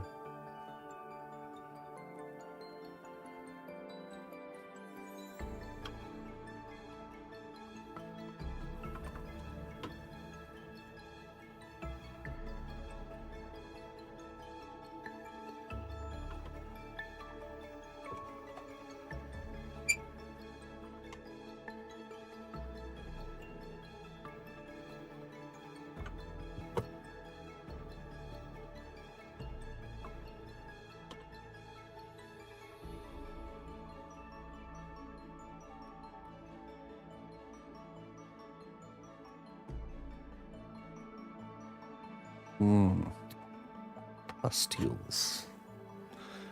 Pustules, you say?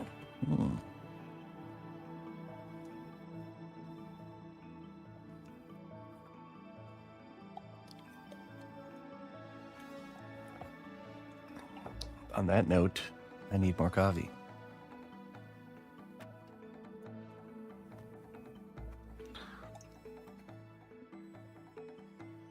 Pustules, you say?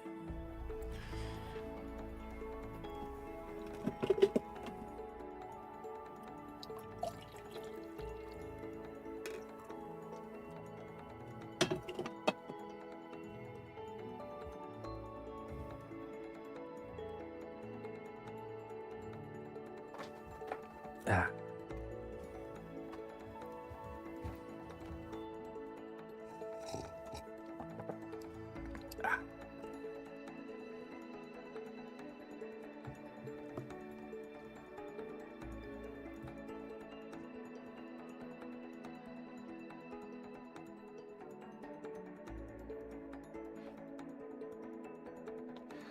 Charming indeed. Okay, so we need 1, 2, 3, 3 more straps here.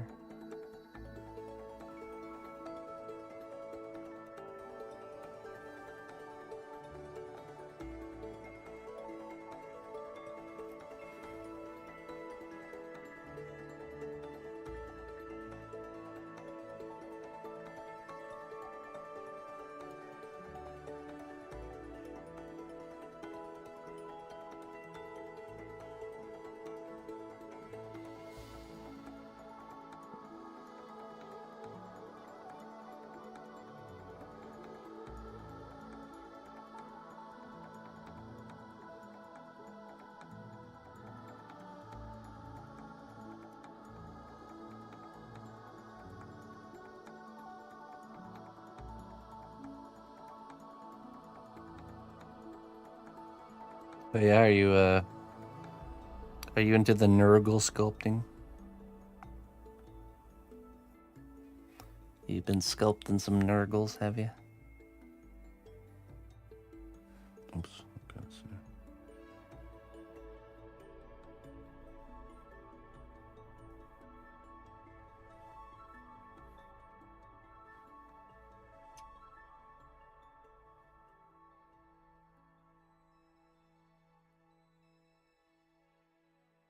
What is a Nurgle? Well,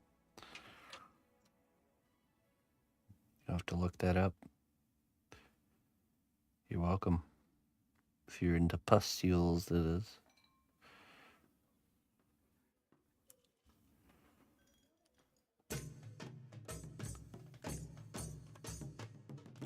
Oh wait, you're not into it, Rachel. Don't look that up, Rachel. I mean, you can. It's a faction in Warhammer 40k.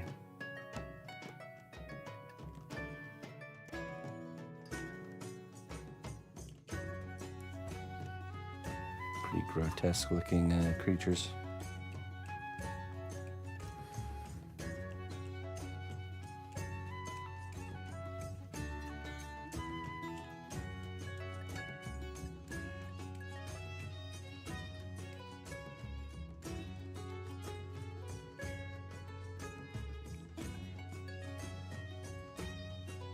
I see.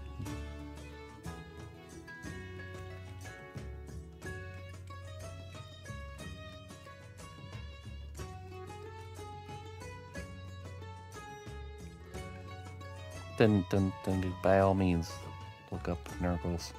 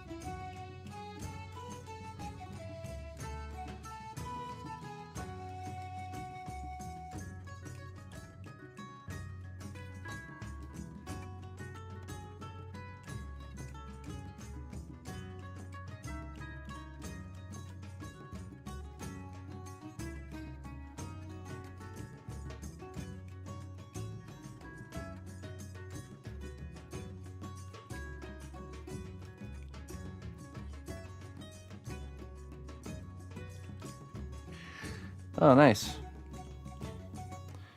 I've never sculpted a predator before.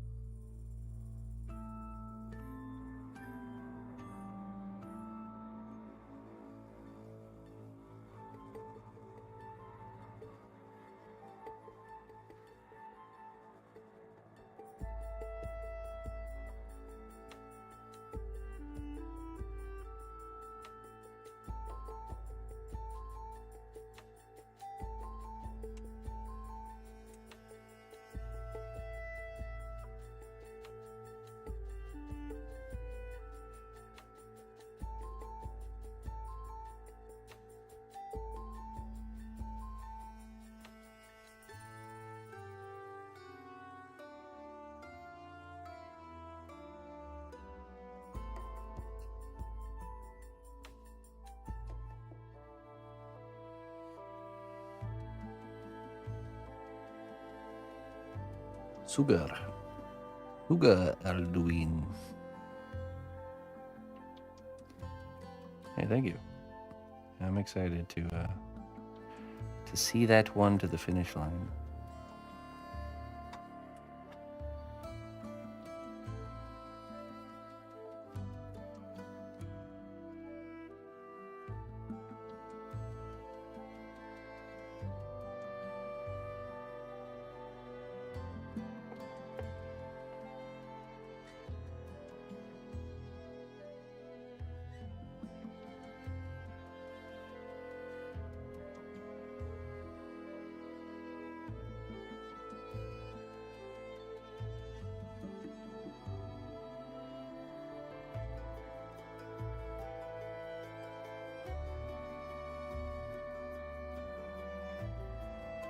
Yes. Yeah, we're totally back, so. Indeed.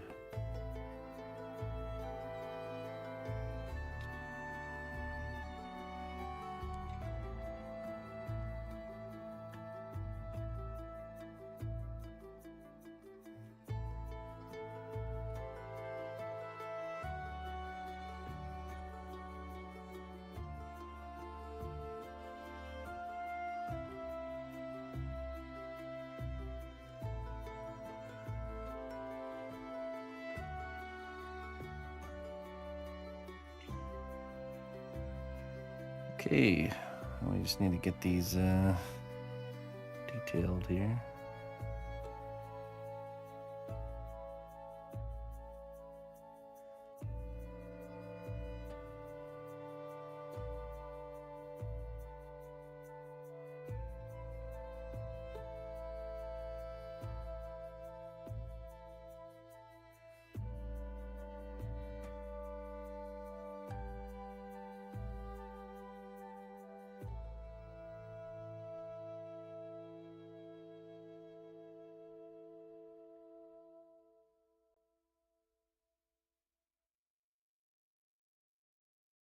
Middle school. Yeah. The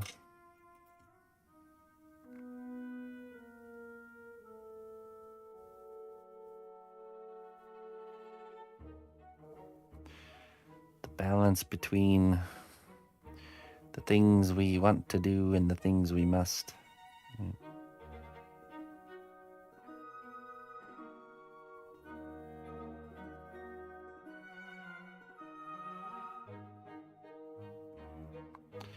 You know, that balance still exists even if you're doing art full time.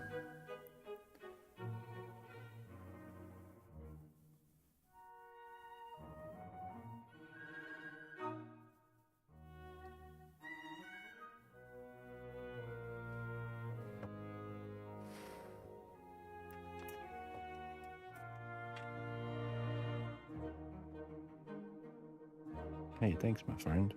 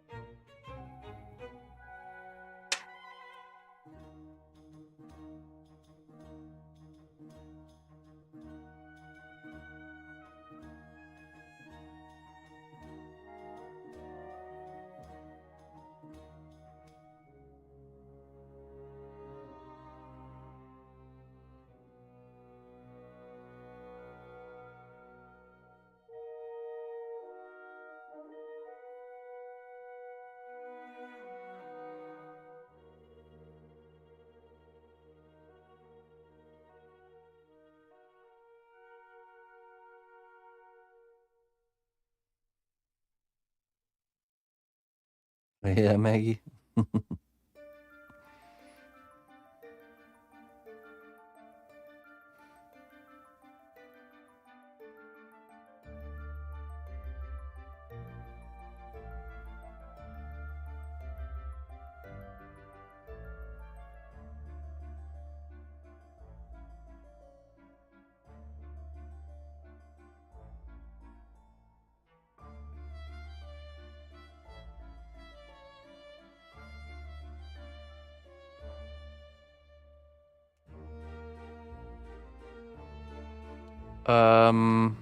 If I get time to, I will.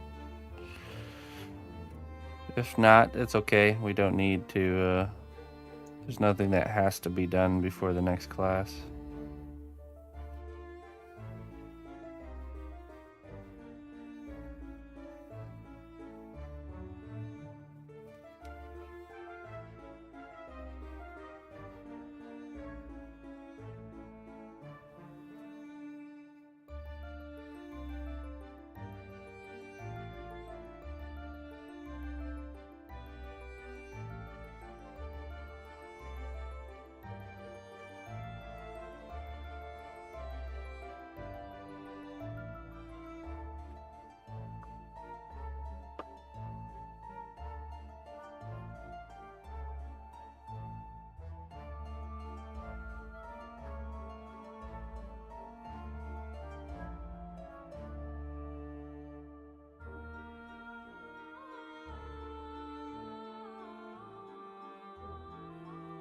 Are you talking about for the cnotbusch tracks? Make some cnotbusch tracks and send it to all you guys, and then you can, you know, scroll them up and stick little scrolls in between the cracks of park benches, promoting the stream. It'll work. I know it.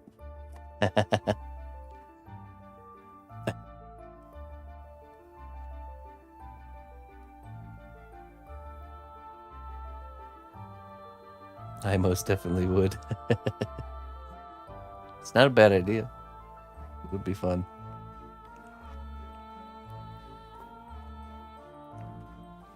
Hail, noble ally. Please accept these treasures as a gift for your unwavering service to the kingdom.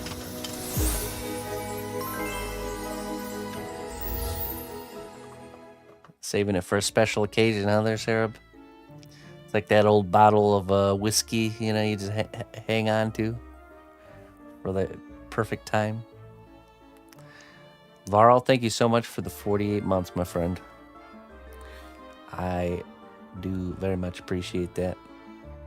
Thank you for your support. Thanks for sticking with me for so very long. Let's see, I need to get some settings here.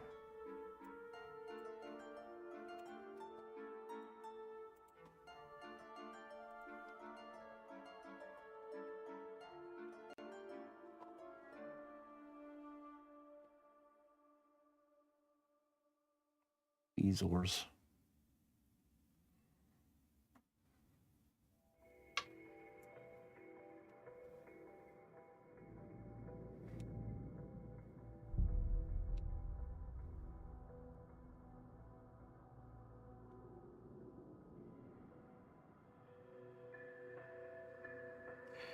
The deepest roots dig into the harshest soil and flourish into the strongest trees.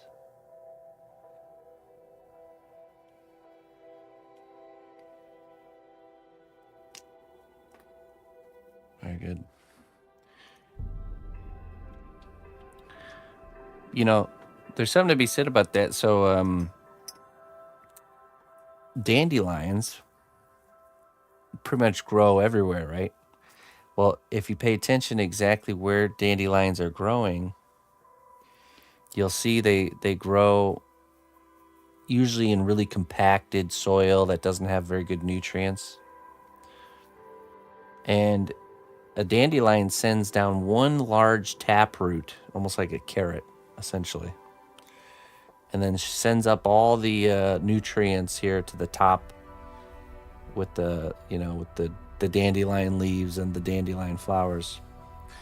And so essentially the dandelion, it if you let an area if you let dandelions grow in an area that's like compacted hard soil for like 5 years, the dandelions will actually like till the ground by starting to grow, filling out the root structure, loosening up the soil, and then depositing the nutrients right on the top. So there's so many of these weeds, these plants that always grow in really harsh soils. They're actually doing a job of revitalizing the land all automatically. But most people, they see dandelions, they're like, weed, get rid of it. Spray it with chemicals that poison the world forever. Get the Roundup. Isn't there a lawsuit with Roundup right now going on? Like a big time, like what do they call that? A lawsuit where like a bunch of people can get in on it? I think there is. Roundup. Class action. That's the word I was looking for. Huge one, yeah. Forever class action.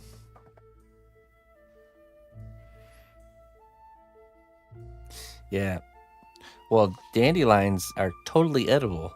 The leaves, the flowers, and the roots. And extremely good for you, in case you didn't know.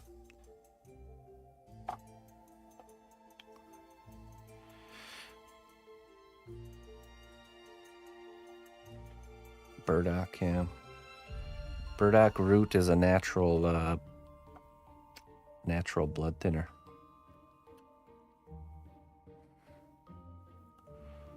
Hello, Golden. How you doing?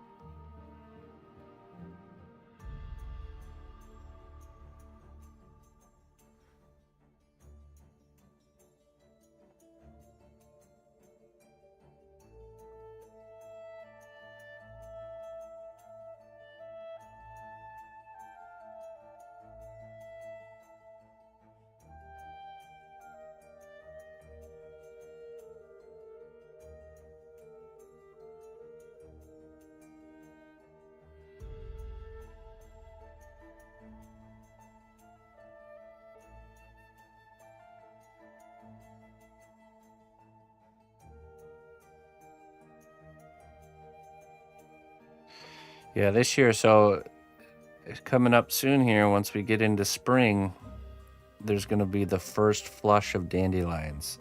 I'm telling you, every year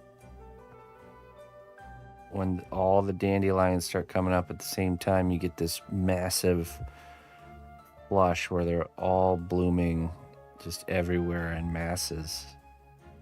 It's the perfect time to gather dandelion flowers to use for things. Don't miss it. You can get dandelion flowers throughout the year, throughout the growing season, but that's like prime time to harvest it up.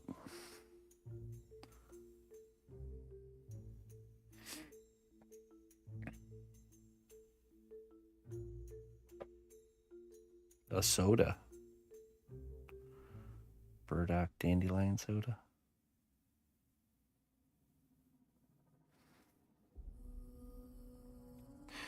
You can dry them, or you can take dandelion flowers and put them in a jar with vinegar and make like a dandelion infused vinegar.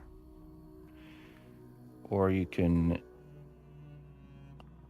put them in a slow cooker with water and create a tonic or a tincture. Taking large quantities of dandelion flowers and extracting the medicinal qualities into the water, making like a really potent tincture that you can just add to stuff. Or you can just put them in a salad. Just put the flower straight up in a salad.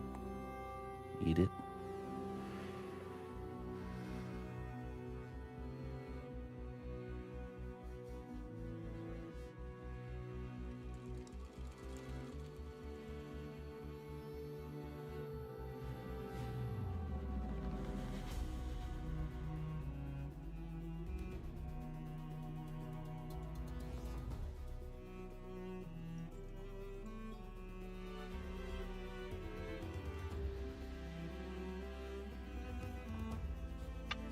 They do to their yard runs into ours. Oh, are they like putting down herbicides and stuff?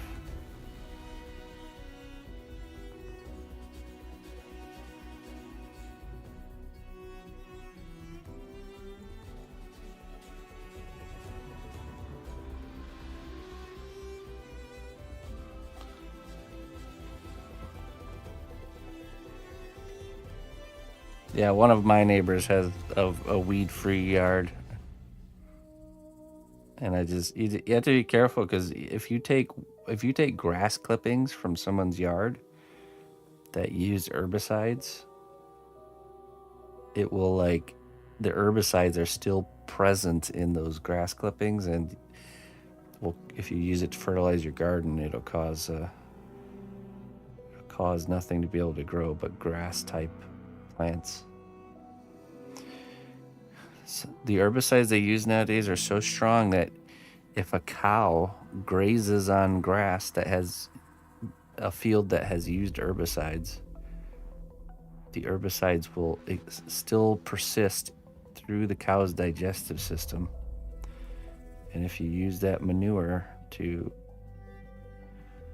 fertilize your garden, your garden can now only grow grass type plants. So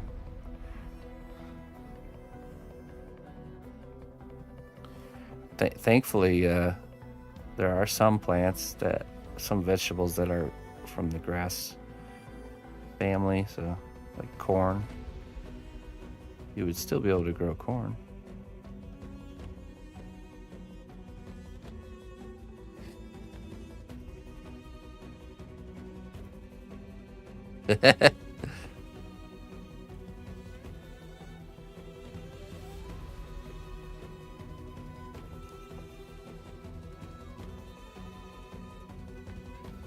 Planted a tree that shades your garden. Bummer.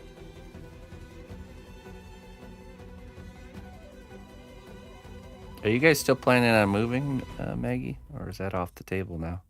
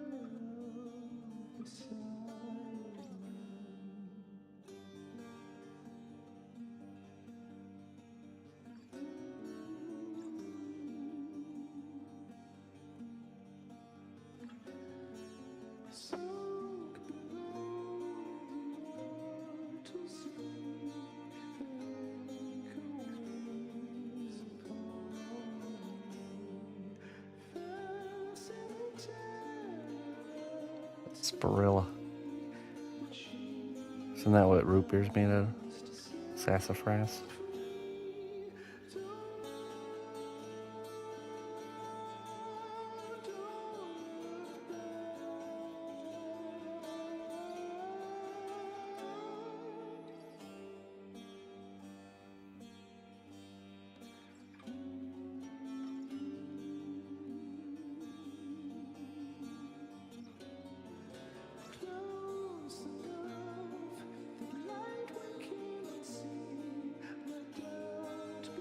Oh, I should add that to my...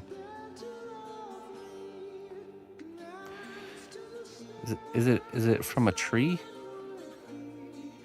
I think it's a tree, right? Not a plant. The plant, I'm totally gonna grow some homemade root beer.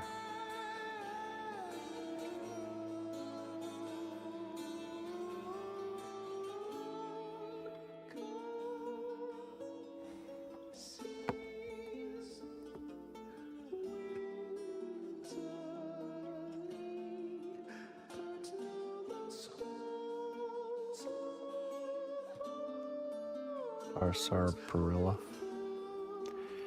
Well, I think root beer. The flavor root beer comes from. I think it's sassafras.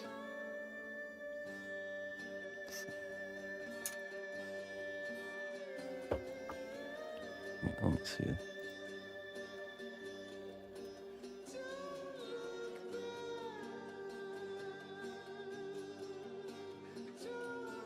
Sassafras, yeah. The tree, yeah. Sweet North American soft drink.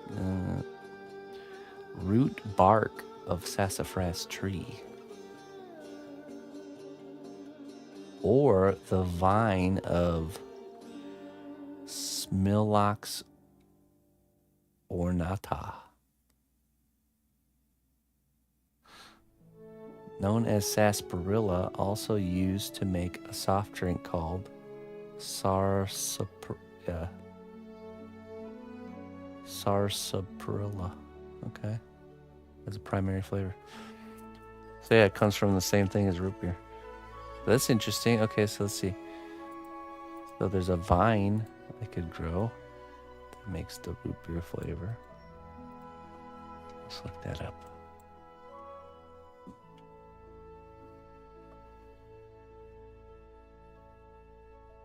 It's called Jamaican sarsaparilla.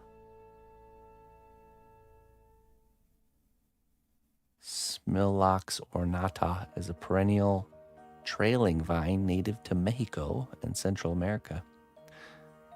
It's commonly known as sarsaparilla. Is it sarsaparilla? Is that how you say that?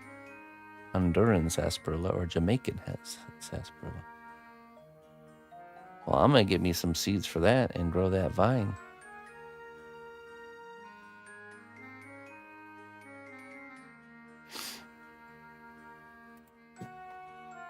Seeds. Oh, wait, look at that. 36 medical herb collection.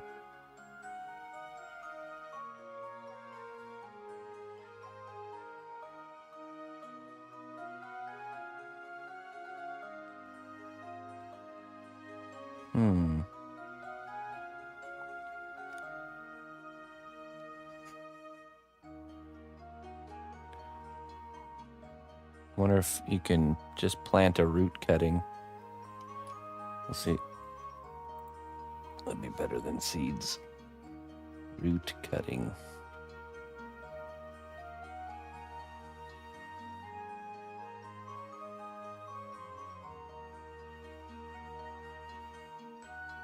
Yeah, I'll look into this later. Let's continue. I'm gonna be growing me some root beer. Garden root beer.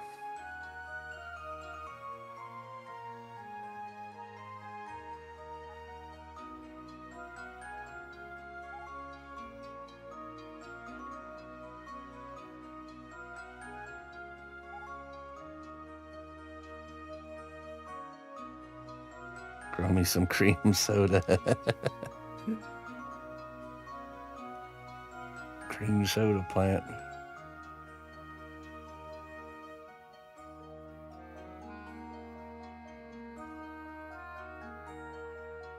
Some homegrown cream soda.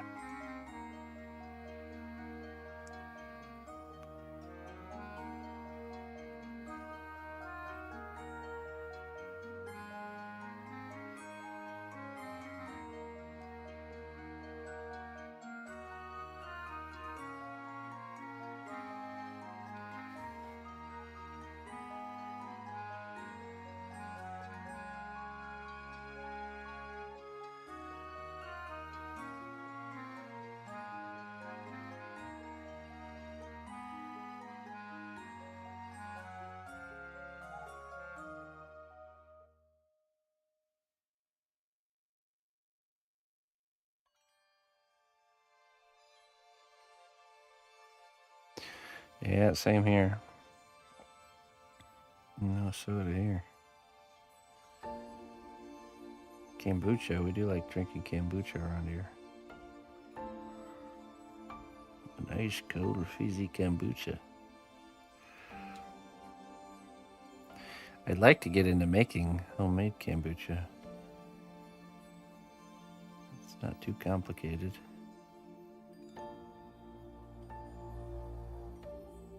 Would save me a lot of money too.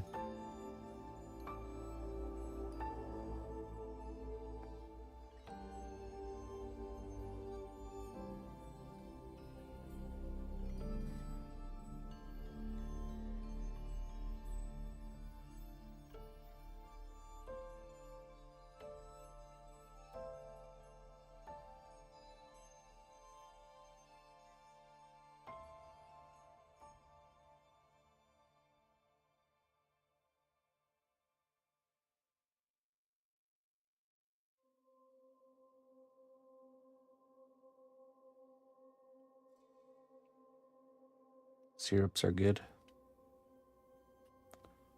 Rosehip syrup.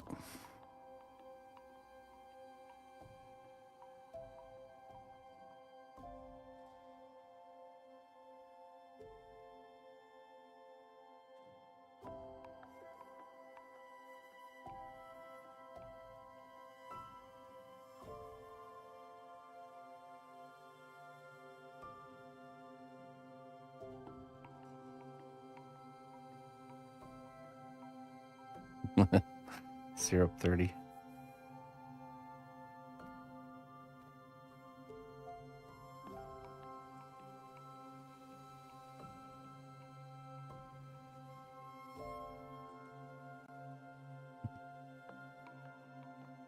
Pepsi and milk.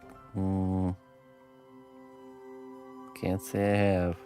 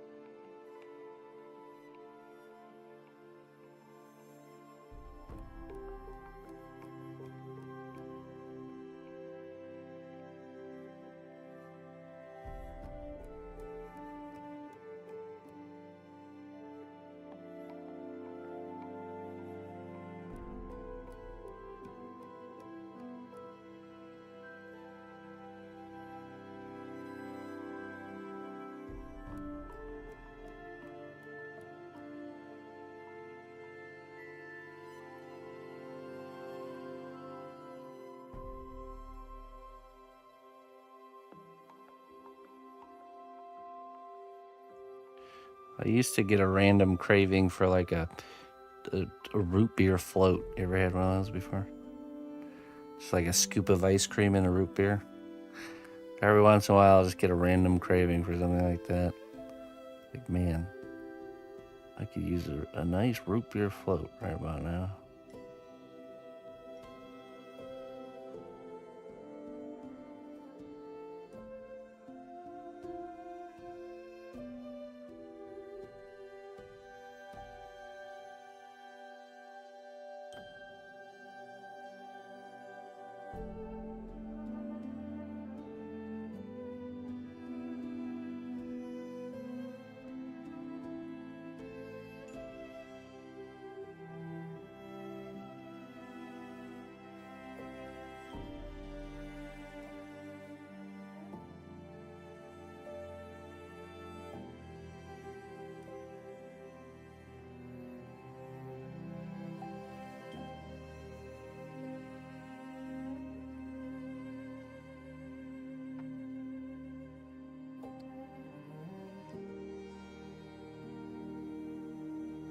I have no idea who they are.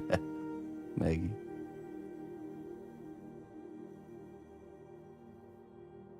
Hey, Duxie Doo. Have a good night. Thanks for hanging out.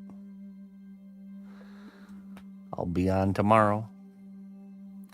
Let's see, tomorrow morning we're working on a custom chess set. And in the evening we're working on a pirate.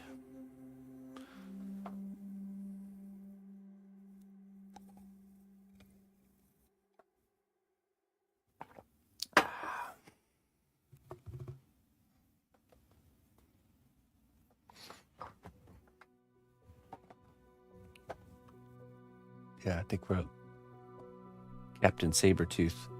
I think we'll sculpt his base, get him done. Finish him up. He only needs a base, I'm pretty sure. That one.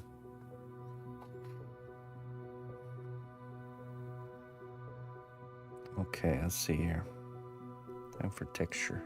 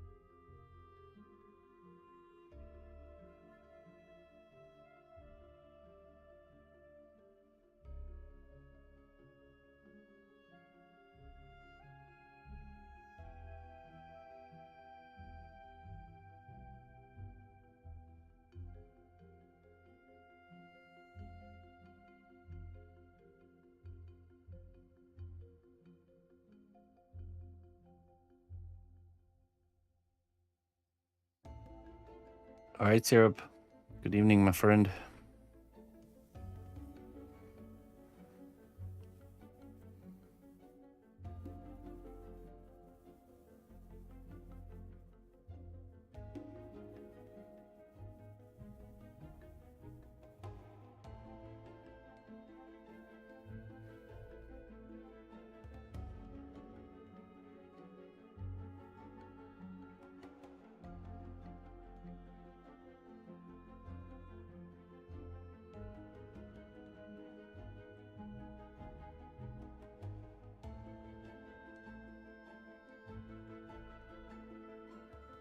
All right, hey, Gravity. Peace out, my friend. We shall see you on the other side of the morrow.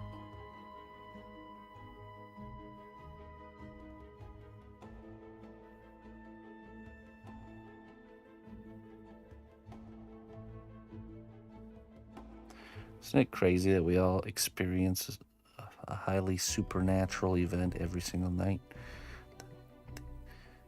Time teleportation and dreaming.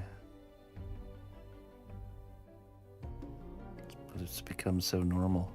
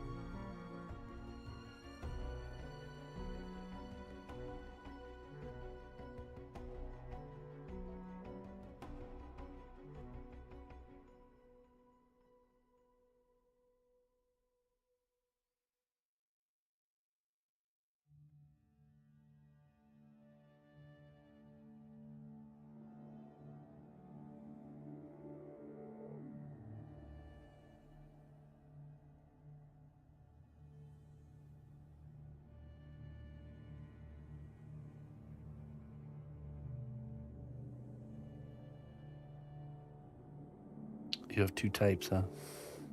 Good and bad? Classic.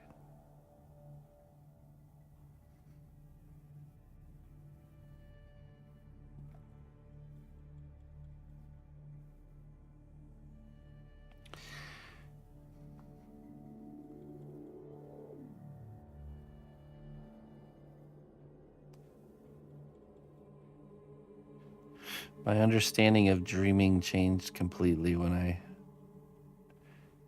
tried mugwort tea for the first time.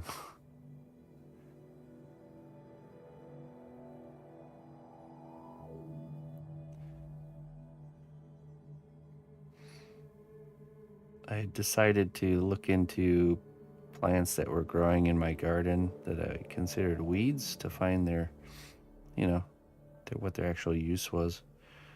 Discovered one of the plants I've been battling in the garden is called mugwort, and learned all these uses for it and whatnot. Well, one of the claimed uses was that it can give you lucid dreams. And I thought that was like, okay, that's probably not really the case. Just probably doesn't actually do that. Sure enough, it has all kinds of other beneficial properties. So I decided to harvest it and dried mugwort for tea. And yeah, it certainly does absolutely change the way you dream.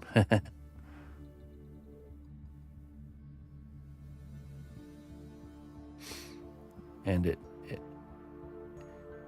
I think it's because it really helps you sleep really deeply, which just aids in the dreaming experience as well.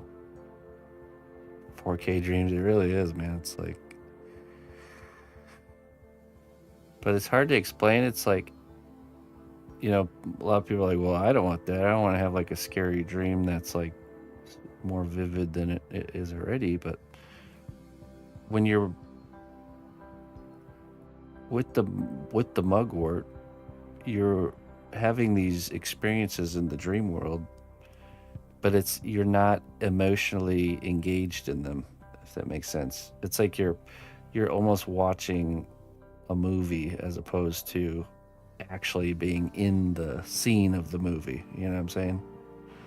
So that's the difference. So even if you have negative dreams, you're not waking up like sweating or like mentally affected by them. It was just like you just watched a weird YouTube video or something, instead of normal dreams. You like, there's feeling involved and stuff like that, where you're like actually in whatever is going on.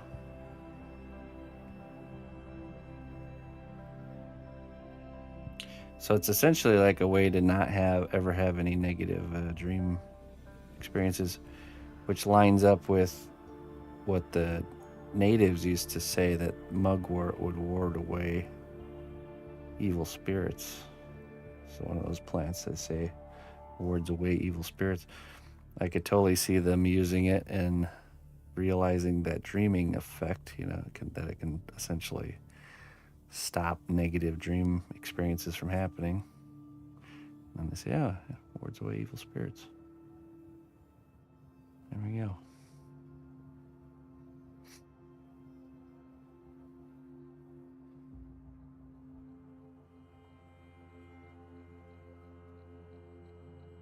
Yeah, it's like watching a film. You're not in the film like most dreams are, where you're actually a character in the film.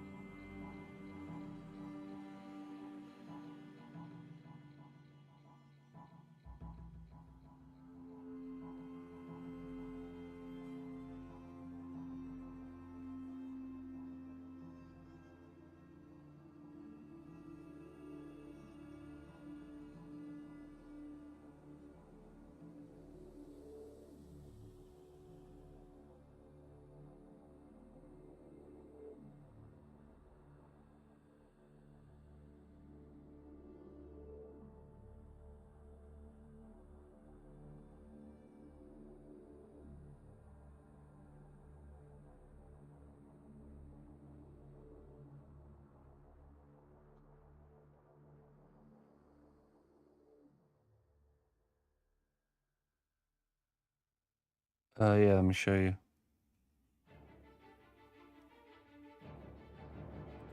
It's a pretty sharp one. This is one of the new ones.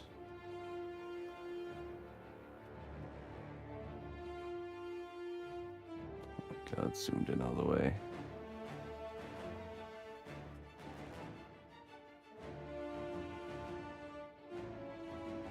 It's got this flat side here. Flat, and it comes to a point. So rounded and then flat, cut at an angle there. So.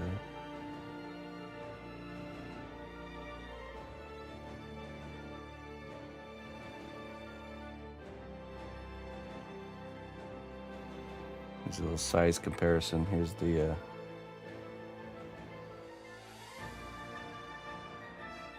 here's my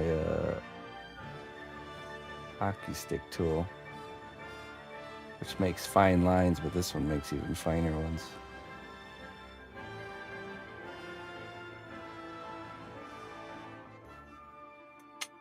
Very fine. It's exactly like the Beast Putty tool, but smaller. Yep. Correct.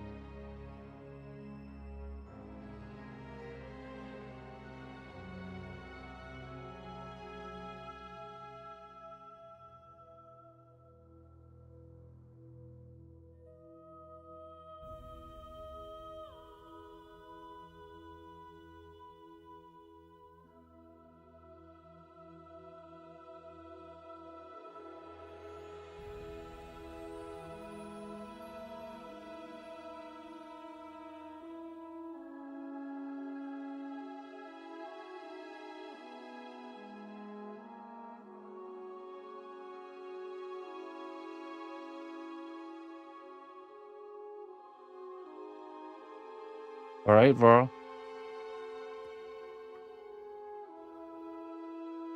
Have a good one, my friend.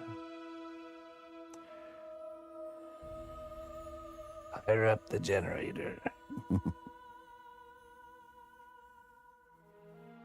May the keywords flow smoothly.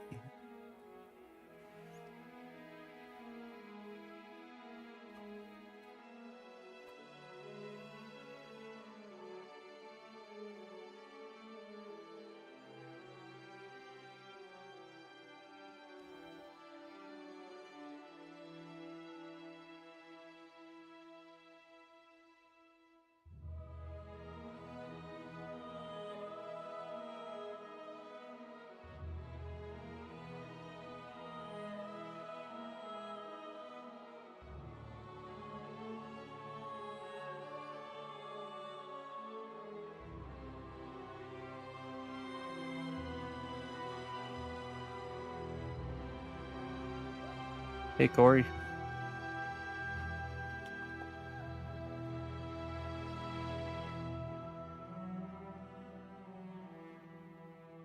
How you doing?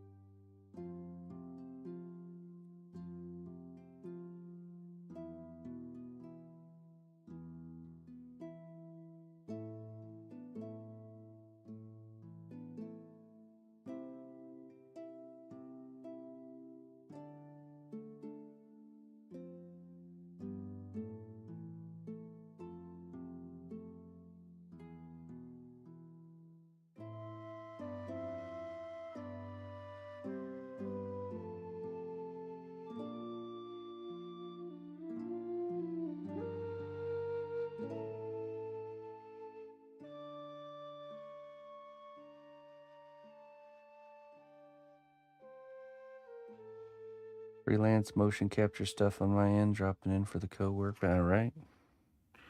Let's get it done.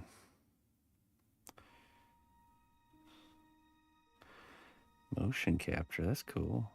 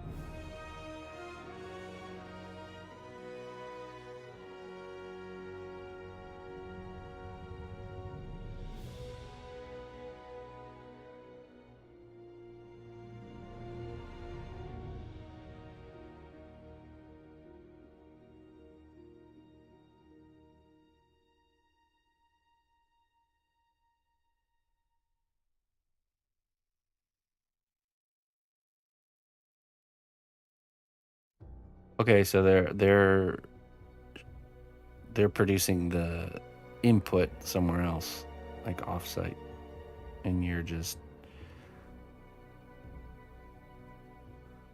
kind of your system's receiving the input, and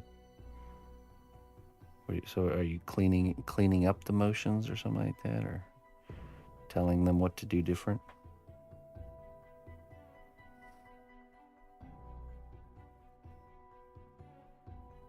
Glad to still be here doing it there, Kanji.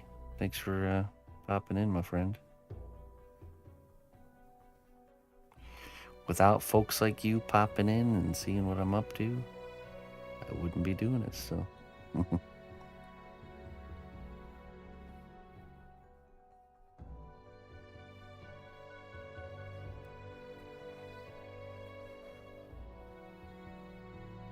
Cleaning the data.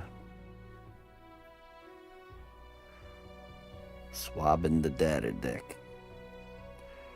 Yeah, matey, swabbing the data deck.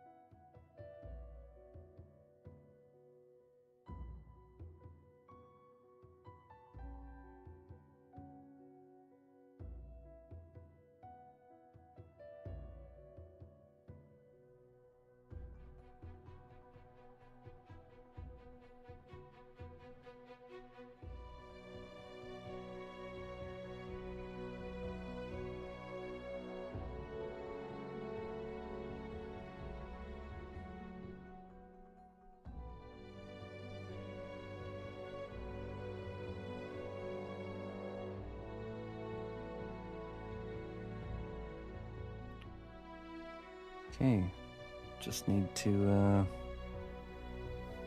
brush this with some alcohol. That should be looking pretty good here.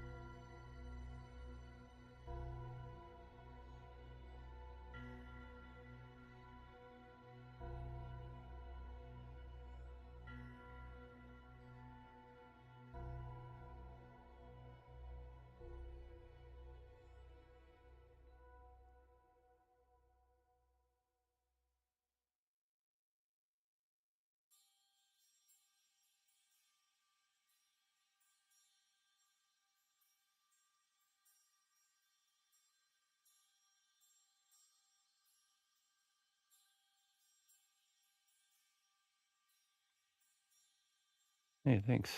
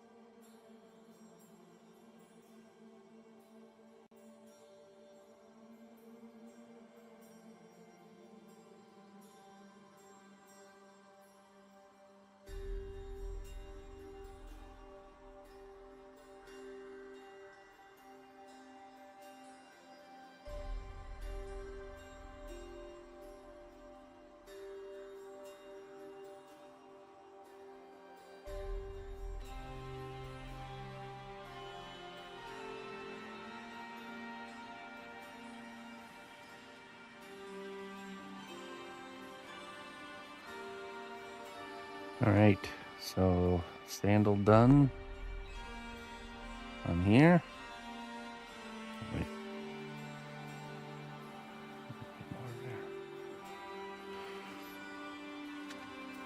And this foot is sculpted as well, so we'll bake that, lock it in, and then we'll be able to sculpt the sandal here and do the plate armor on this leg.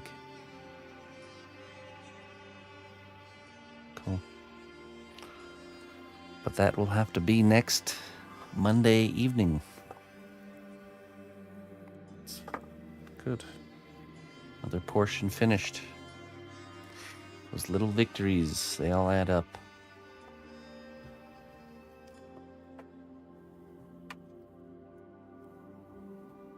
Ladies and gentlemen, it is late here. It's been a nice, full, productive day. We sculpted wings this morning on Alduin. We were able to get a portion of the wings done this morning, and we got a sandal and a foot done. It's good. Tomorrow I'll be on in the morning, and we'll be working on the chess set. And I'll be back again here in the evening, and we'll be creating a base for a pirate sculpture we have in the works, Captain Sabretooth. And yeah, hopefully I see you guys then. Let's see. Time to find someone to raid. Let's see who we got.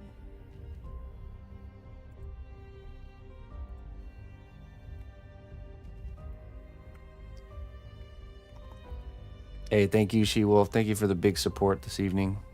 Thank you for chipping in for the class fund.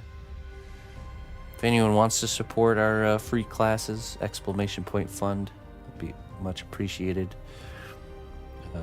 Helps us helps me, keep doing what I'm doing, and being able to provide free learning resources for the internet as a whole. So. We'll be starting the robot class pretty soon. I think did we say the 23rd? I think so, yeah. The 23rd of next month is when the robot class will officially start. So who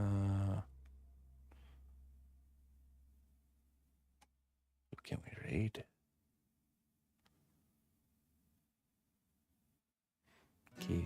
Cave Geek, Mr. Creature. I'll go drop you guys off with Mr. Creature. Creature-iste. Let's go see what the creature's up to. He's always up to some wild and crazy things.